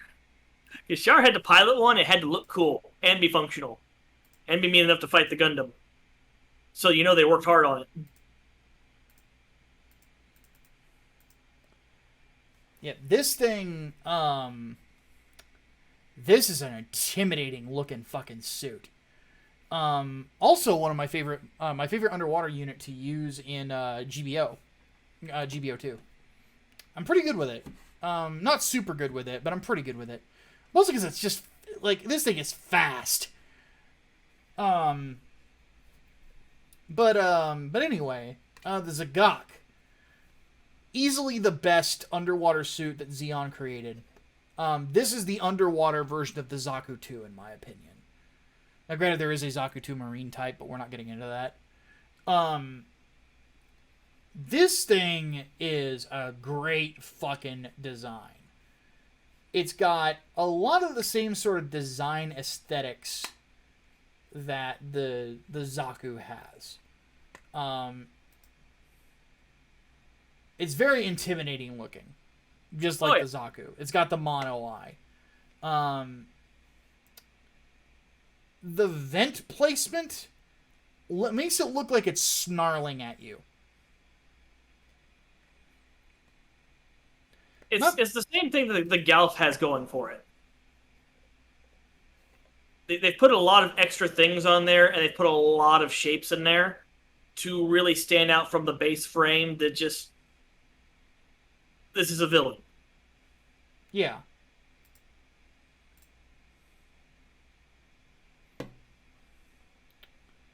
It looks very functional, too.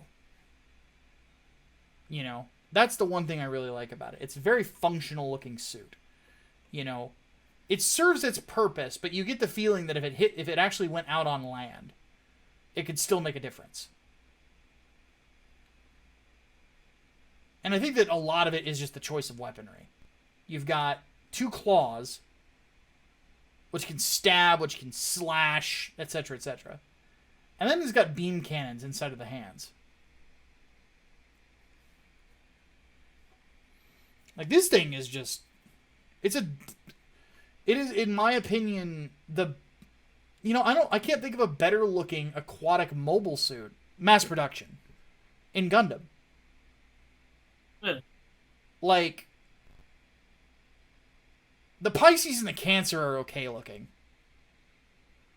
Between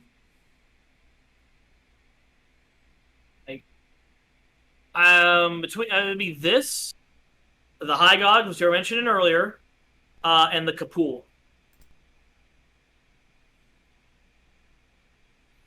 He's just a fucking cool looking suit, dude. But then again, I may be biased because I love how the Kapul was. The Kapul got used a little bit, I think, in Double Zeta, and then it comes back in Turn A, and you've got Sochi and her friends are practicing big Kapul pilots by doing stretches in the Kapul. Yeah, I've seen that. I'm just a big fan of this design, dude, but I really don't have a whole lot I can say about it, because it doesn't have... Its kit is not complicated. It's not supposed to be. It's like, these things are infiltration units. They go in, they wreck shop, they leave. That's how Char used his. If they get the jump on you, you're screwed. So, what do you give it, man? I'm thinking this thing's like an 8 out of 10. No, that's it. I would agree.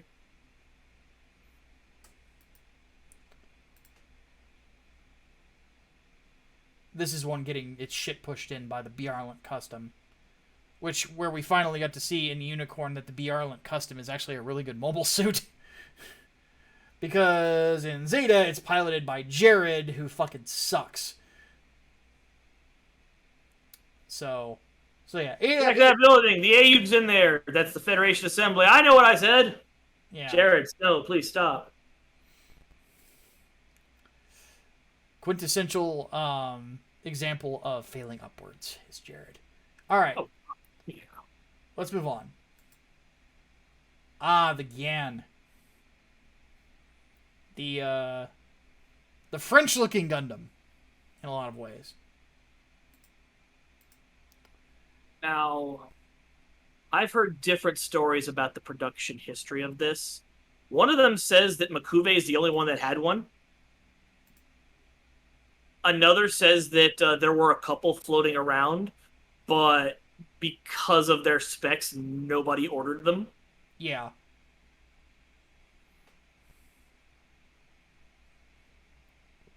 Now, if the Gundam is supposed to invoke a samurai, this is definitely supposed to invoke a knight.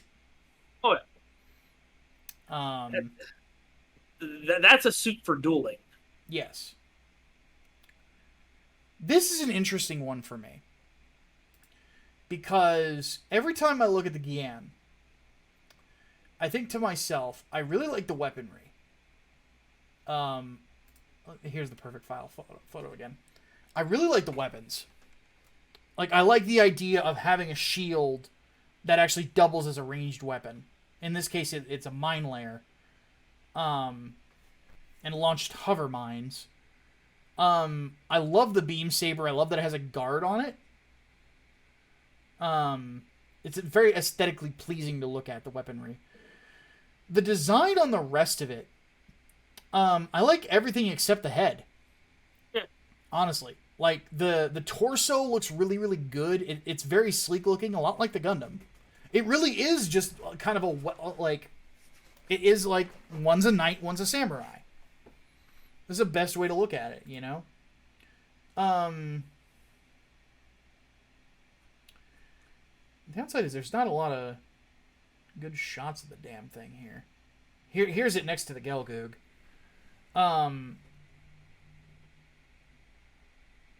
It's not a super complicated design. It's got 2 shades of blue on it, similar to how the Goof does, only 2 different shades. Again, the weaponry is very distinctive. But God, the head design sucks. Yeah, it does. Like, it just... I feel like if you took the head of the Zaku 1 and put it on the Gian, it would look better.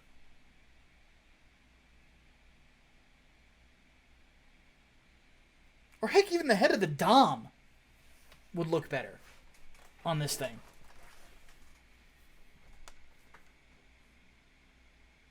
Like, it just doesn't...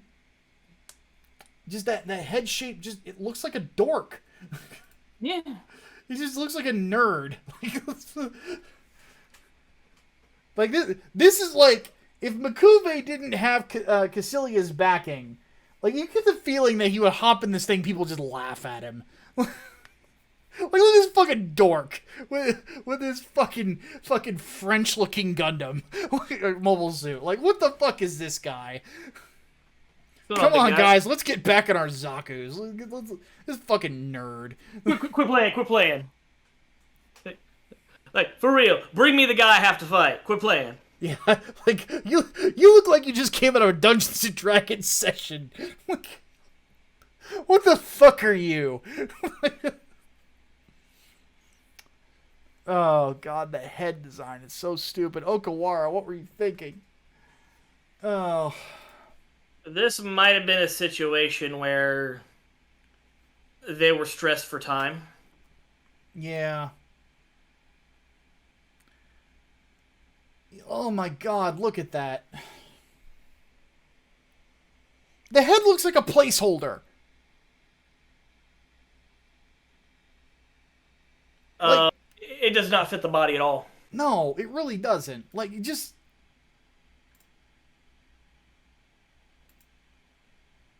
Okawara is also known for odd proportions sometimes. Yeah. Because if you break down the body type he uses for all of his sketches, we're just doing here's a profile of the design. It's the same thing with the scope dog. Is they're very wide and kind of short. Yeah. Do you notice here what they do in GBO2 with it? They make the head bigger. Yeah. But even so, like, if you gave it a different head, it would look amazing. But just...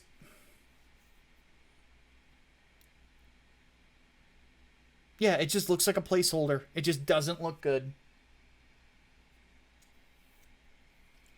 I'm gonna... because the body and the weaponry look so good, I'm gonna give it a 6. But... I kind of feel like I'm twisting my own arm to give it a 6. Kind of a little bit. What do you think? Yeah, I wouldn't give it that much. What are you gonna give it? No, I'm gonna give it about a 5. Maybe Yep. I maybe go a 4.5, just because it's an interesting idea. The weapons are cool, but it's so out of place. Like not just with the head, just all of it. The weird bell bottoms cuff for the sleeves of the feet. Yeah. The fact that the feet are so small, this thing doesn't look like something Xeon built. Especially when you compare it to everything else that came out at the time. Like, that's why I mentioned that idea that Makuve was the only one that had one. Hmm. That may be the case. Hell, it may be he designed this himself because he's a fucking weirdo. But he's also absurdly rich because he was pilfering shit while he was down on Earth. Yeah. That might be the case, as he designed it himself. Because, like this weapon kit, I feel like if you took this thing, removed its head, and kind of took some parts of the design and mixed it with the goof, it'd be an amazing suit. Like, I get the feeling that Makuve, when he wasn't being a fucking piece of shit, was like a sportsman. Yeah. Like, he was a sport fighter. He definitely gave me that vibe when he wanted to fight Amuro. So, well, that's our rating of that then. Even so, I'll still probably get the master grade of this thing at some point, if for no other reason than just to collect it. You know. Now we get to the scary one. Oh yeah. The Gundam Killer, or so it was advertised. Though, to be fair, a Gelgoog does destroy a Gundam in the fiction. For those who don't know, in 0083, a Gelgoog Marine Commander type is used by SEMA to destroy the GPO-1. So calling this thing a Gundam Killer is not far off. It was a mean fucking mobile suit. The problem is it came out too late.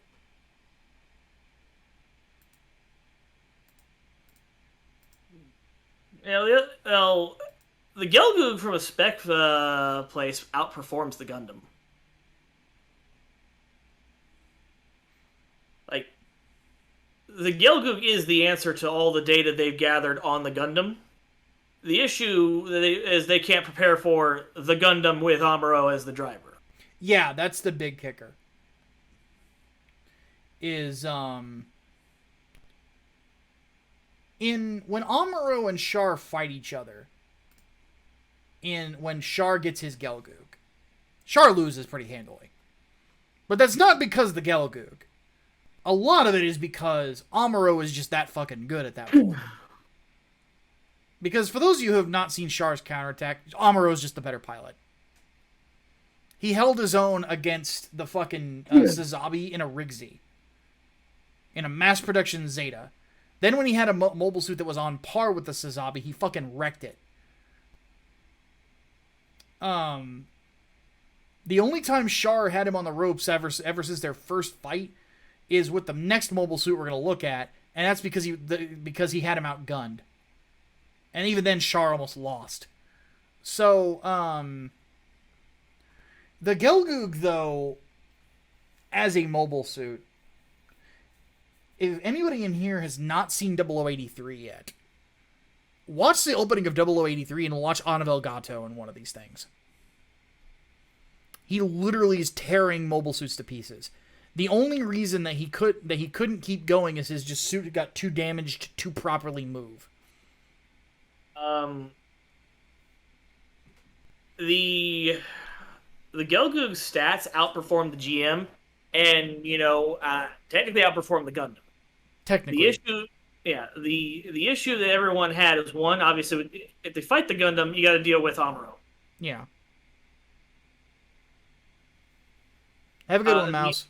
The other thing that you have to deal with is that Zeong made a lot of bad choices that actually mirror choices the Japanese made that cost them the war. Yeah. And that is that they, all of their ace pilots, they kept them on the front line.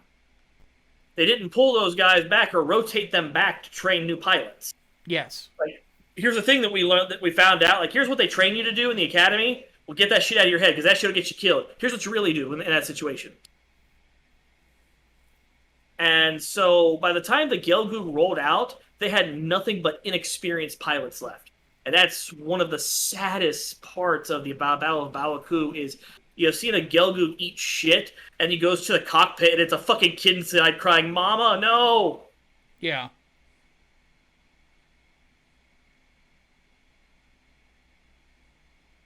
Because you have no idea what, Girin told these kids. Like, as far as these kids knew, as soon as the Federation was done with the Bawaku, they were going to head straight for Side 3. They were going to kill every man, woman, and child, because the Earth is evil like that.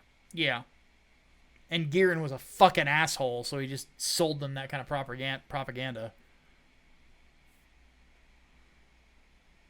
Girin Zabi, the worst thing to happen to Zeon. I was actually arguing that at the beginning of the stream. Like, the worst thing that happened to Zeon was the Zabi family. It's a tie. If you look into the Principality, it's a tie between Girin and Mikuve. Because Girin is legitimately evil. Makuve's incompetence cost them the war.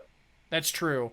But Mikuve wouldn't have had as much power as he did if Caecilia had kept her fucking thumb on him.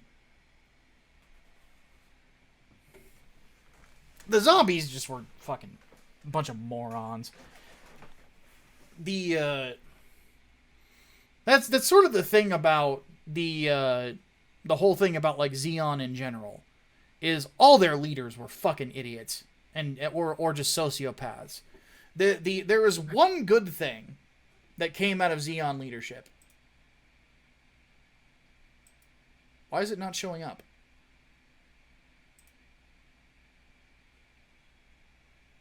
Caecilia's especially bad, because she's supposed to be the head of Zeon. Yes. That's the thing. That's the best thing that came out of Zeon leadership, right there.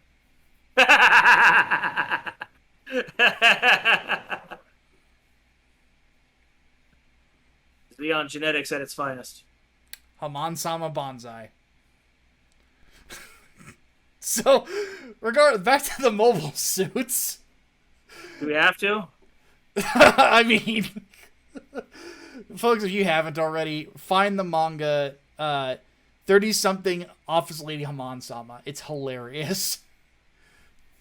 And Tomino loves it. That's the best part. Tomino loves that manga, and he has jokingly declared that it's canon. Oh God. If Gundam didn't happen, this is what would happen. This will be their lives. Yeah. But anyway, I love the Gelgoog. Alright. This is a great fucking suit. This is another one in GBO2 I use a lot. The fact that it has a beam rifle, the fact that it has a beam naginata. Like, just the fucking armament of this suit is great. I mean, there's a reason that the Federation captured these. That, like, every one that they captured, they used against Zeon in 0083. Like, because these are great mobile suits. And they weren't considered out of date until Zeta. Which was how many years later? Like a decade? Almost 10 years. Yeah. So it took almost 10 years from the development of the suit for it to be considered out of date. That's a lot of staying power. It had just as much staying power as the RX-78 model did. In a lot of ways, it's Zeon's answer to the Gundam. In more ways than one. Because, for those who don't know, the RX-78 model was used until they developed the Mark II. Like that was the blueprint, and then the Mark II was developed by Camille's father, and that that replaced it. But even then, like and then the Gelgoog just ended up becoming. It didn't really have a successor like the Gundam did, though, because like the Marasai and the whatchamacallit, the Hyzak are Zaku 2.5 basically. I would argue the Marasai is probably closer to, especially having built one, is probably a little bit closer to a successor to the Gelgoog. You think so? Yeah. I could see it, possibly. Because I'm trying to think of other Titans mobile suits that kind of had this kind of a feel to them. But there really isn't. I mean, they used a lot of former Xeon engineers worked on Titans designs. But yeah. Regardless, the Gelgoog to me is a 10 out of 10. I think absolutely. Yeah, I think this thing is a fucking beast of a mobile suit. I feel like in its original series, you just don't see it at its full potential, because a lot of the reason being is that the main person you see using it is Char. And while Char is a great pilot, he's just not as good as Amuro at that point. And again, the Gelgoog that he had was not customized for him. It was just, here's a Gelgoog. Yeah, it was a Gelgoog that was painted for him, basically. I think the Gelgoog Marine, or even the Marine Commander, if he had gotten one of those, I think he'd been done way the fuck better. Probably. But regardless, but I still think a lot of it, it's just, it had more to do with Amuro's skill than anything. Because, like, Amuro was so good at that point. Not only was he fighting off Char, he was fighting off Char and the Elmeth at the same time. And winning. Well, he fucking killed fucking Lala. And he was gonna kill Char if she hadn't gotten in the way. Huh. Not to mention, in a sense, though, if you think about it, it's probably a good thing that Amuro didn't have the suit he was supposed to have at that point, too. Because if he had the Alex, or the Alex, if he had the Alex, he would have ripped through Char like he wasn't even there. I believe Kakarot did a video on what if Amuro had the Alex. Yeah, it changes the whole timeline. Yeah, which if you don't watch Kakarot, I forget what the hell the numbers are after his name, but just type in Gundam Kakarot and you'll find. Yeah, his videos are great. Oh yeah, and he's got that fucking Federation uniform that he wears. Oh yeah. But anyway, yeah, Gelgoog's a 10 out of 10. Great mobile suit. I look forward to building one of these too. I like piloting them in GBO too as well. I mean, they're great suits. They look cool. The design is great. It's like the Zaku's older brother. Yeah. On steroids. Like it's like, all right, Timmy, who beat you up? That guy. Let me grab my beam rifle. Yeah, they're kind of chunky. They're top heavy, and they got thick waists. I think their cockpit hatch is a little silly. It's just a little circle. But hot damn if they aren't a mean-looking suit, dude. Oh, yeah. All right, finally, our last one. Didn't need legs. Legs, where we're going, we don't need legs. Yep. So the Zeong, Char's final suit. This one we're rating, even though it technically is a mobile armor. It's kind of a cross between two. Oh,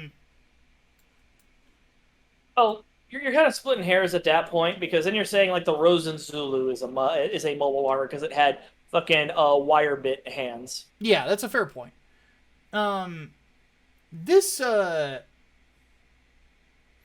a weird one. I think in a weird way, this thing is sort of like, it looks like the final boss in a lot of ways. It's just raw armament. Because it's got so many fucking weapons on it. And it's huge. So here's the blown up image. Here's a beam cannon. Here's some beam cannons. And then here's some beam cannons. Waist, mouth, and fingers. Each finger is an individual cannon. This thing is armed to the teeth. The only downside is it was sort of the precursor of the butthole mouth. Oh, yeah. That's still probably the highlight of this series so far. You and Optus are talking. Optus is like, well, this don't look too bad. I look at it a little closer. I'm like, it has a butthole for a mouth. And he's just like, oh no. Oh, everything was fine until butthole mouth. Exactly. Oh god. That's a fine looking sphincter you got there on your head. It's a little out of place though. Is that what the kids are into these days? Sphincter face? Yeah, it's Arse Face from Preacher, the mobile suit. Oh man. The interesting thing about this is it definitely looks like it's not finished. Which is it's supposed because it wasn't. It wasn't done. It's using armor on its upper arms. Yeah. It definitely looks like it's made for space. And despite the butthole mouth, it does have a fairly intimidating head design. I think what does a lot for it are the horns. They're like the antithesis of the Gundam's V-fin. Oh yeah.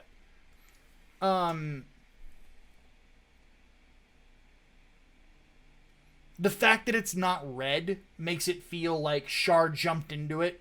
No, because that's what they had left. Because that's literally what happened. He basically needed the biggest thing he could throw at the Gundam, and they're like, "Oh, here you go. This is what we got." And its first appearance, when you see it like first attack the Gundam, is a really good, like, if I remember right, low angle shot. Hopefully they have a photo of it here.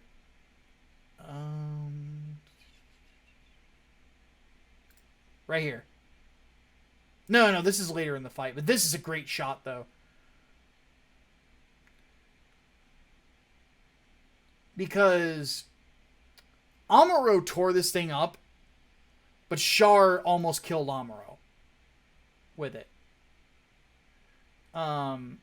It was a pretty beastly suit. If I remember right, he was shooting down battleships left and right with this thing, wasn't he? Yes.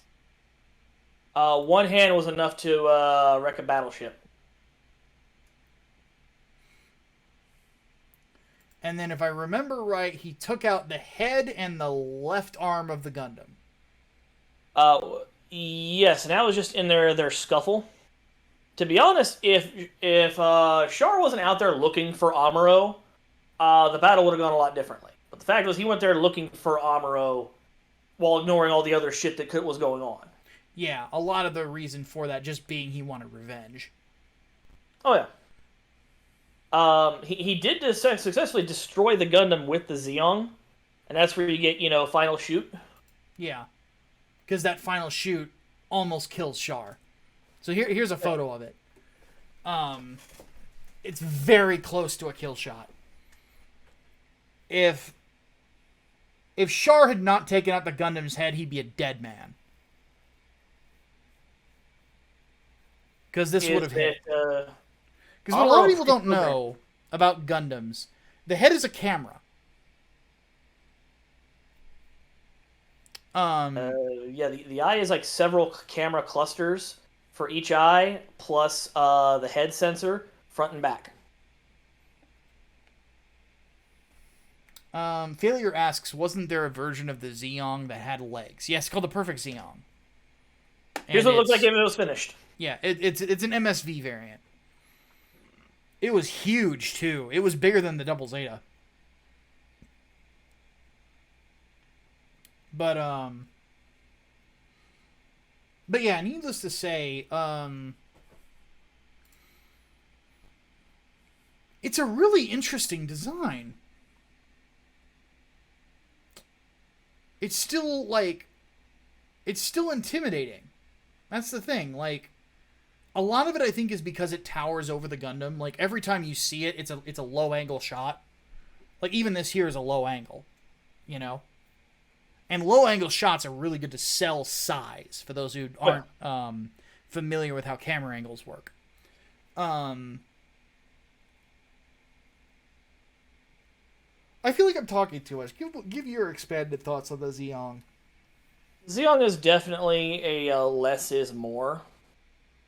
While it has a lot of round shapes, kind of in the same way that the Dom does, it really does intimidation a lot better. And I think that's because I don't know. Maybe it's the large bottom, the fact that it has no legs. Therefore, it seems less human. You could ascribe less humanity to it. Because, you know, we have that intrinsic bias towards humanoid-looking things. Or certain things that you look into an animal's eyes, animal looks back at you, you ascribe feelings to it that may not be there. Yeah. Anthropomorphization is the term. Right. I think this thing with legs would not work as well as it does without legs, visually speaking. The horns definitely do a lot of work, as well as the fact that eye doesn't just go left and right, it goes up and down up the back of the head. Mm-hmm. And that's like really alien. Yeah, it's very creepy. And the finger cannons, the way that's always posed, always evoke claws. Hmm. Like, yeah, they're cannons, but every time you see them posed, it's always in a way that like a monster bearing claws. Yeah, it's always the fingers are always like this, like like a cat wanting to scratch you. Yeah, it's very imposing.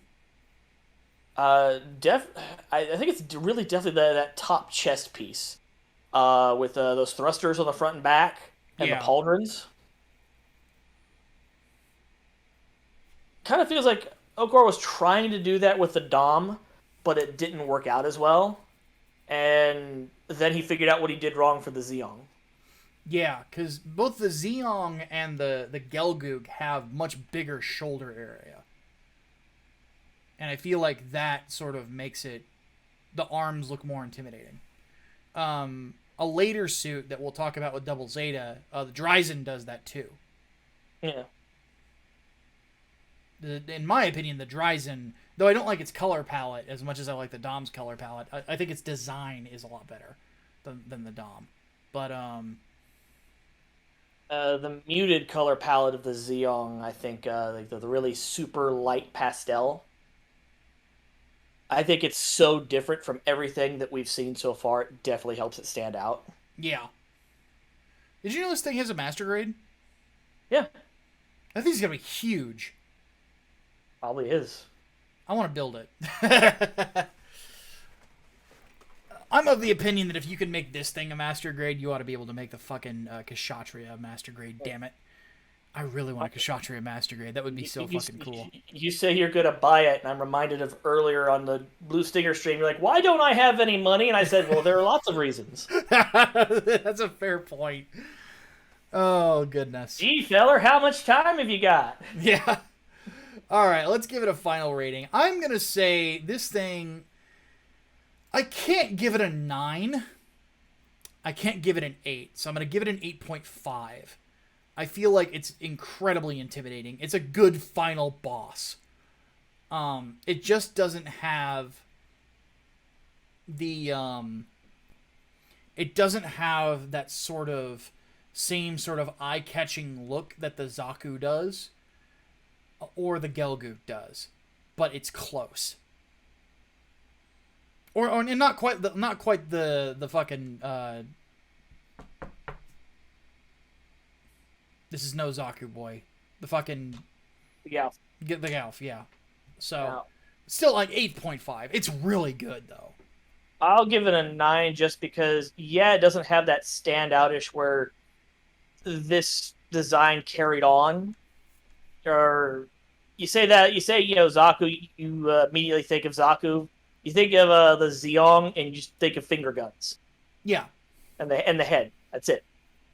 But I think that works this thing's advantage because every time you see it, it's almost like you're seeing it for the first time, and it's always scary. Yeah. I would agree with that. It's not scary from every angle or position. Like, that just looks silly right there. Yeah, this isn't But a very intimidating look. yeah, but every time they show it in original Gundam, it's always in like that scary pose. It's designed to be intimidating. It's designed to let you know, no, it's coming for you. It's gonna get you. Yeah, it's always it's always attacking. It doesn't it's very relentless looking. Somebody keeps saying, look at the Perfect Xeon. This is what the Perfect Xeon was. Not really adding anything here. Yeah, it having legs makes it less intimidating. Yeah. This looks like something that like you would see Judo steamroll through in an episode of Double Zeta. Honestly, it kind of looks like you swapped out the skirt for a Gelgoog and gave it different arms, a different head, and gave it like a chest piece. Yeah, that's about right. All right, so chat, those of you in the chat, I want to hear your guys' thoughts on the mobile suits in Mobile Suit Gundam. What does the chat think about just this generally speaking? I'm gonna read, but before we close out, I'm gonna read your guys' thoughts. So for those of you who are still watching, there's not a ton of people still here because it is getting late. But for those of you who are left, stop lurking for 10 seconds. Come over here. Tell me your thoughts about the mecha design in Gundam, or forever hold your peace. Lurk. Because what I'm going to do, I'm going to grab a good image to kind of have in the background.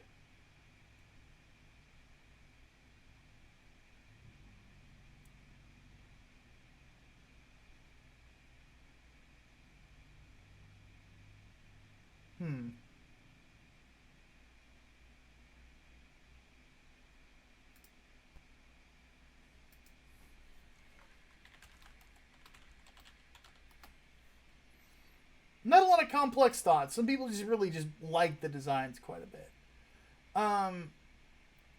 For me, going back and looking at the original Gundam is always an interesting time because I really feel like it's always interesting to look at the foundations of a thing, you know. Well, Failure by Winning puts in the chat. He says the originals are top of the line. They had to be, otherwise we'd never have got what came afterwards. They definitely made their mark. Anime Guy says, I like a lot of them, especially after handling a lot of them in GBO2, and honestly it's a lot better than what Western Mecha tried and failed to do, especially after the atrocity that is Genlock from Rooster Teeth, which eventually is basically Gundam but told by shittier writers. The problem with Genlock is there was legitimate potential there. It was just handled by incompetence. Yeah. And the team worked really hard, like the animation staff worked really hard, and I feel sorry for those people that they had to work for the writers and directors that they did. Because as I understand it, that's the reason why Rooster Teeth went bankrupt. Yeah. And why all their shit went to hell is that guy kept doing rewrites. That guy kept doing massive changes after shit was already done. And it made Genlock so fucking incoherent. And then they have David Tennant, who was like great in the show, very charismatic, very likable, and spoilers, they kill him. Of course. They've also you have an enemy that you don't understand because they don't tell you anything about them other than, well, they're bad people and they use nanomachines, son, and they're winning. Making the mother of all omelets here, Jack. Yeah, like that's the story of Genlock. Is when Genlock really starts, the war has gone so fucking badly that the bad guys run most of the world. There's only like a chunk of the United States left that's not under their control, and it's getting smaller every day. And David Tennant's little fucking arm slave project is their best hope. And his project is just full diving into to control mechs. It's basically it's a SciComm. Okay. Well, back on Gundam. I think it's to go back and look at like the foundations of a thing. To go back and look at this, like I remember when I was rewatching this, because for those of you who don't know, in my server we do a weekly show called Mecha Mondays, where we go back and we watch, 4 different shows. It's kind of got a Toonami style format in it, It's always like going back and watching the original Gundam and kind of introducing it to people was a really unique experience. Real quick, before I continue, Maverick Hunter says, Western mechs at the time had very odd-looking chicken-legged battle tanks. Not until Gundam that evoked human-looking mechs was the first imported before Mazinger and Tetsugen tried, but had nothing to go with it. And that is true, The predominant mecha anything here in the West was Battletech, Mech Warrior, that sort of thing, which was much harder sci-fi than Gundam was. But if you go back and you watch the original Gundam, you could definitely tell that Japan was about to go through a change in regards to how stories were told. And I really think that the mecha design of Gundam reflects that, because the super robot genre, it's obviously not dead. It still exists. It's still there. It's still popular. But a new genre was being created. And some of the elements of the old way of doing mech shows was still there. That's what the mobile armors were. They were there to be your monster of the week. And some of the mobile suits we talked about, like the Zoc and such, were monsters of the week. But really what this kind of shows is like the beginning of turning these giant robots into war machines. And to really properly tell a good war story. In a sense, it kind of felt like Tomino was kind of tired of telling Superman. Now he wanted to do Joseph Conrad's Heart of Darkness or something like that. And the Gundam, in my opinion, is, again, it is the progenitor of all of that. But in a weird sense, it's still, to this day, when did Gundam come out? 1979? 79. So production would have started in 77, 78. Yeah. In my opinion, Gundam it's a couple things to me personally, the original series. One, and this is going to be a controversial statement. In my opinion, it was the beginning of something that I consider Star Wars, but better. Or Star Wars with cooler robots, to be honest with you. Because new types are so much like Jedi, it's disgusting. But, on the flip side, it was the start of a new kind of look at how the giant robot genre could do things. And after this happened, we got, we started seeing more of it as time went on. Without Gundam, there's no Macross. Without Gundam, there's no Votoms. what's another good real robot show that's been out there that wasn't created by Tomino? Because you could also say, because he went on to do Elgheim, which is a real robot show in some sense. He went on to do Aura Battler Dunbine, one of the first isekais, I believe, and a real robot fantasy show. But what are some other good examples of sort of the real robot? Well, without Gundam, you wouldn't have Evangelion. Yeah, because Ava was all about Anno really loved Ideon, but he also loved Ultraman. Those are his two biggest inspirations for Ava was Ultraman and Ideon. Yeah, he's a huge Tomino fan. Huge. But yeah, we wouldn't have Evangelion without it. We wouldn't have Full Metal Panic without Gundam. That's why Anno making Shin Ultraman, he has the hugest heart on right now. Mm-hmm. And why some of the kaiju that Ultraman is fighting look like they fell out of Ava. Like, some of them look like, something like Ava angels. would fight. Yeah, they look like angels. But ultimately, like, there's certain designs that fit the military aesthetic. You look at this art of the Gundam, I think, is a perfect example of that. He's in the trees. He's got all of his armament on him. He's got his bazooka on his back. He's got both of his beam sabers. He's covered in brush. He's got a tight grip on that shield. This is a war shot. This shot of the Gundam makes him look like a soldier. Yeah, we definitely wouldn't have Dragonar, and we certainly wouldn't have shows like Nadesco, which... That's another good example. And Nadesco is sort of a deconstruction of the super robot genre, while being a real robot show. Yeah. It's like, what if we did the thing that Ava did, but we were awesome and we didn't make you feel bad when you were done? There is that. That's Nadesco. Well, the movie is there to make you feel bad. But, and then, what's another good one? Aldnoah Zero.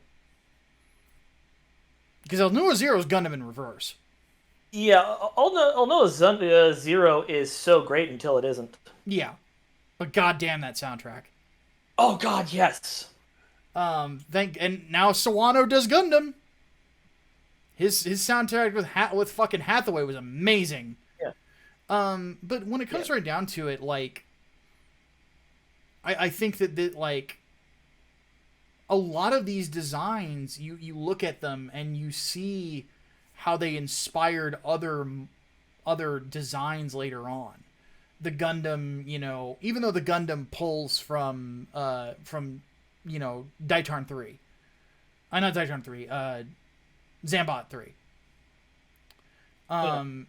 It's got some similarities to that. Like, it is sort of its own thing. A lot of if you didn't have the Zaku and the Dom, you don't get the fucking You don't get the scope dog. You don't get the scope dog. If you don't have the Gundam, you don't get arm slaves. It's probably other things I'm forgetting. Certainly don't get Armored Core. Yeah, you don't get anything from Armored Core. A lot of stuff in Armored Core has very Zeong vibes to them.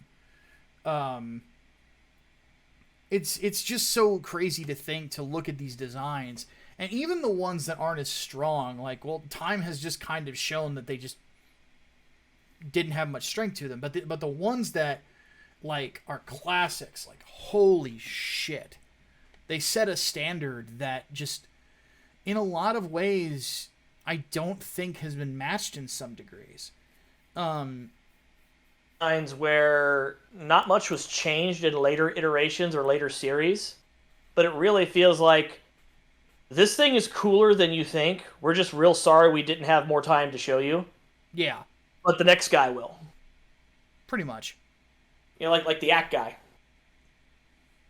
Like, the Act guy was nothing in original Gundam, but, in the later series, without much change to the design, it was way better. Oh, yeah. And then it became Bear Guy. Yeah, and then it was adorable again.